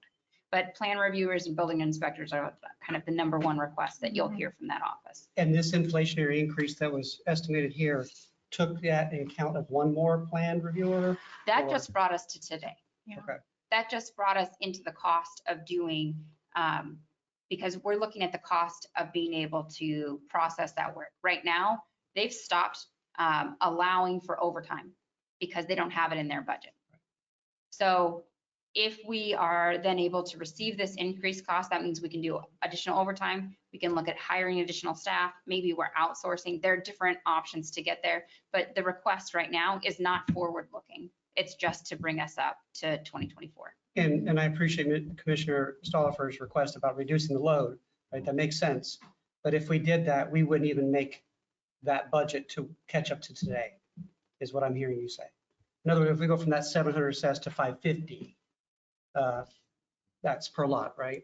I mean, the amount of fees we're taking in is not proportionate to the cost of the department. It is not proportionate to the cost of operating the department. I understand, and I think that's what she's making very clear. But based on these assessed inflationary increases, you said that's just to get us up to today. So understanding the reasoning behind Commissioner Solifer's request to reduce it, how much does that mean the commission pays the difference, right? We'll be The paying. county. So even when we look back to this year, and I was not sitting in this seat in 2001. Sure. I was still in college at that time. I won't tell you where I was. But when we go back to that, if we're looking at these numbers, it's my assumption that this was not to be at net zero for that department, that we still anticipated that the county would be using other sources, for instance, property tax, in order to offset the cost of operating this department. Right. If we continue to move up to today, we're looking at trying to be equal to that 2001 status and not looking at net zero. We're still pulling from property tax in order to offset the cost of operating that department. I understand. She said it. That's what I was trying to say. With those points taken, I'll just back off my thoughts. About that. But it just seems excessive. I was just trying to head off any potential litigation saying that the fees can only collect for proportionate for review. That's all. And if it's That's all. excessive, you can evaluate it again in 20 years, you know? Yeah. I will just back off that idea, but we'll see. how it goes. True, Kathy said, without margin, there is no mission. And so we have to be very sensible on how we do it so that we can be productive and beneficial and efficient. So I don't have a problem. Yeah. All right. Any other questions for Alex? Hearing none, there's no motions, then we move on. Thank And you. these fees will become effective July 1, 2024. Yeah. This one here. Yeah. Anything else on yours? No. You're good? Okay. I just have one last one under mine. One last one. All right. So we're going on, last agenda item for the day is we were running way ahead of schedule. Just, I want to point out for the record, we were running way ahead of schedule until we get Nathan. Well, and I understand that's a time management problem on mine. I need to shorten up the earlier part of the budget and lengthen the end of the budget. We'll work And on I it. would just note that I'm finished now. So someone else is taking the time. Thank you, Nathan, for making Cochran 2 hours. Sorry. Everybody knows I love Nathan. We all do. So go ahead. So- Benitez. What's next is at the beginning of the year, just for the public listening and for all of our commissioners, at the beginning of the year, you assign members of the commission to sit on various boards and commissions, councils throughout the county. And I've provided in the packet a list of where we traditionally assign people and also where we assigned people at the beginning of this calendar year. And these are calendar year assignments. Considering that the commission's makeup has changed, we now need to figure out what the new assignments will be. And I will caution you before you just take all of Commissioner Jackson's and assign it to one of the new commissioners, that each of these boards has different responsibilities and workloads. So you may even go back to reevaluate where you sit currently to figure out what works best for each of those boards, your current passions, that kind of thing. Yeah, before we get started on that, one thing that has come up, just a new bit of information as we're reevaluating. I do have a conflict that arose after I volunteered to attend the Jefferson County Parks and Recreation Commission meetings. I will not be able to attend those moving forward. So if we could take that into consideration as we're Sure. looking at these. Sure. Thank you.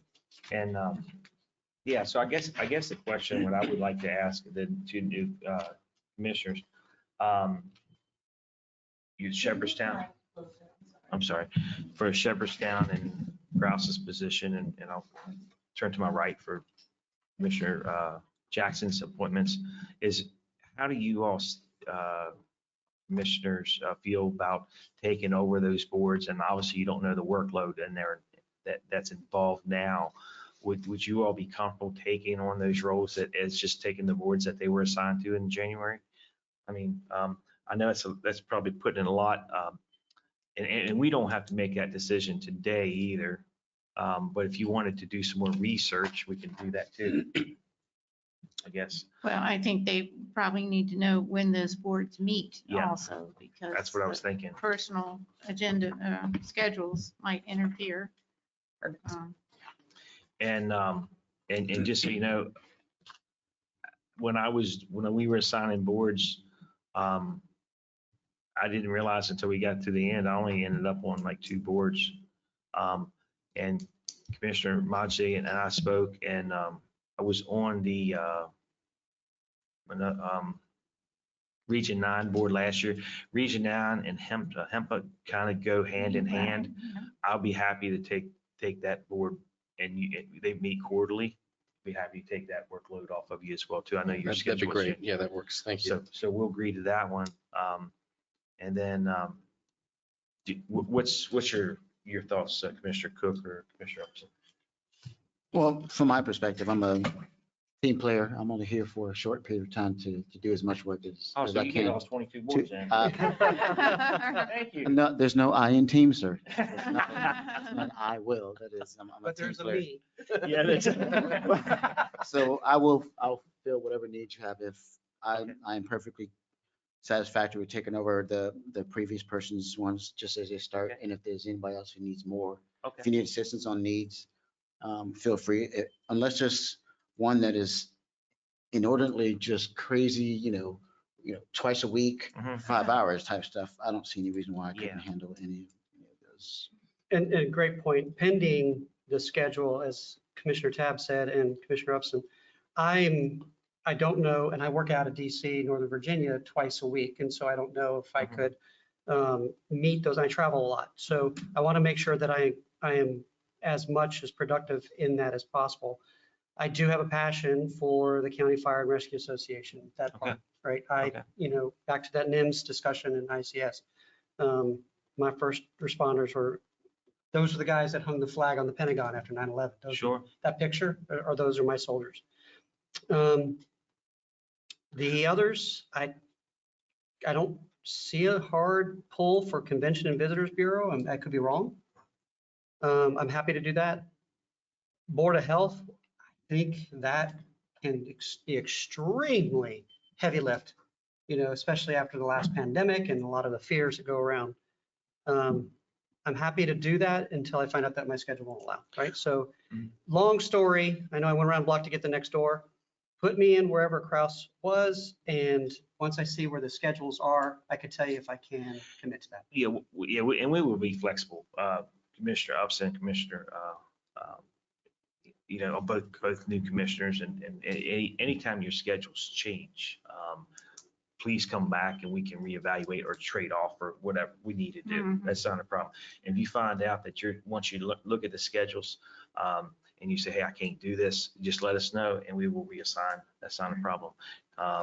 And now as far as just let Eddie know, and we'll get it on the schedule. We'll reevaluate it and trade off or however we need to do it. As far as the Parks and Rec, I know Mr. Machi's schedule has changed. Would somebody want to pick up that board? Team player, I'll do it. All right. Thank you. As you look over this way, thanks. Two boards. All right, we'll do that. All right.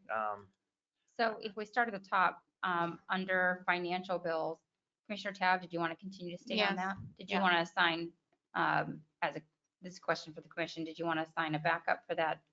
I understand that's been useful to have two in the past. I don't know. Ever since I've been appointed to that, I've done it. Okay. Commissioner Upson, what do you know about banking? I was just going to say, I know a couple of things about financial growth, so I probably could be a backup if you need it. If you want. Have a little Why bit of don't you background be on that. trained and get your login and all that stuff? So if, You there's never know. You never know. You Continuity. never know. That would be good. The importance of that, I'm not an expert. It's my first day on the job, but. No, if- you if- get if- to if- approve if there's any purchase slight, orders. Right. Desire to make sure you have someone in the back to be able to assist when you're unavailable. I think that's would. good. Yeah, I'm hoping someday to be able to travel. So I have put all my travel plans off, so. So the next one then is board. So I have Commissioner Tabb and Commissioner Upson for that. Board of Health. We had Commissioner Kraus before. Is there any interest for the Board of Health? What you're gonna do, they were gonna. No, they decided. They decided to take, all of them. Commissioner Upson was gonna take all of Jackson's Okay. boards. And he's going to take all of. And he was going to take all of Commissioner Krause's boards. And then I'm taking, And he's taking Parks and Rec, and I'm taking Region 9. That's the only changes. and then if there's any changes. All right, I'll go through these. Yeah, so financials is Tab and Upson. Right. Board of Health, who's that again? Cook, so sorry. Okay, sorry, Cook. Building repair, and just so you know, Board of Health, most of these you could do remotely. Okay. And some of these boards were on the board, but we're not voting members, so you're a liaison to the board, okay? Okay. All right. Building repairs is Cook. Utility board is Upson. Community corrections is Upson. Development authority is Monte. 911 council is Tab. Extension service Tab. Farmland protection Tab. Visitors Bureau is Cook. Fire and rescue is Cook. Historic landmarks is Cook. Homeland Security is Upson. Legislative liaison, still our county commissioner. Parks and Rec. Administrator, county administrator. Yeah, sorry. Yep, sorry. What did I say? You said commissioner. I say county commissioner. So sorry, county administrator. It's been late in the day. She got and I promotion. Yeah. Parks and Rec is Upson. Planning Commission, Stolliper. Region 9, Stolliper. Solid Waste, Monte. HEMPA is Stolliper. Transit is Tab. And Workforce Investment is Monte. Does that clear everything up? Thank you. All right. I'll move a motion to approve the new assignments of boards. Second. Any discussion? Right here. Any discussion? All in favor, say aye. Aye. Anybody opposed? Motion carries 5-0. Again, once you find out if your schedule is you have a conflict, Right. let us know and we will rearrange a next meeting. Okay. All right. All right. Is there any more business that needs to come before the commission today? Hearing none, we are adjourned. Thank you. Okay. Just so y'all know, usually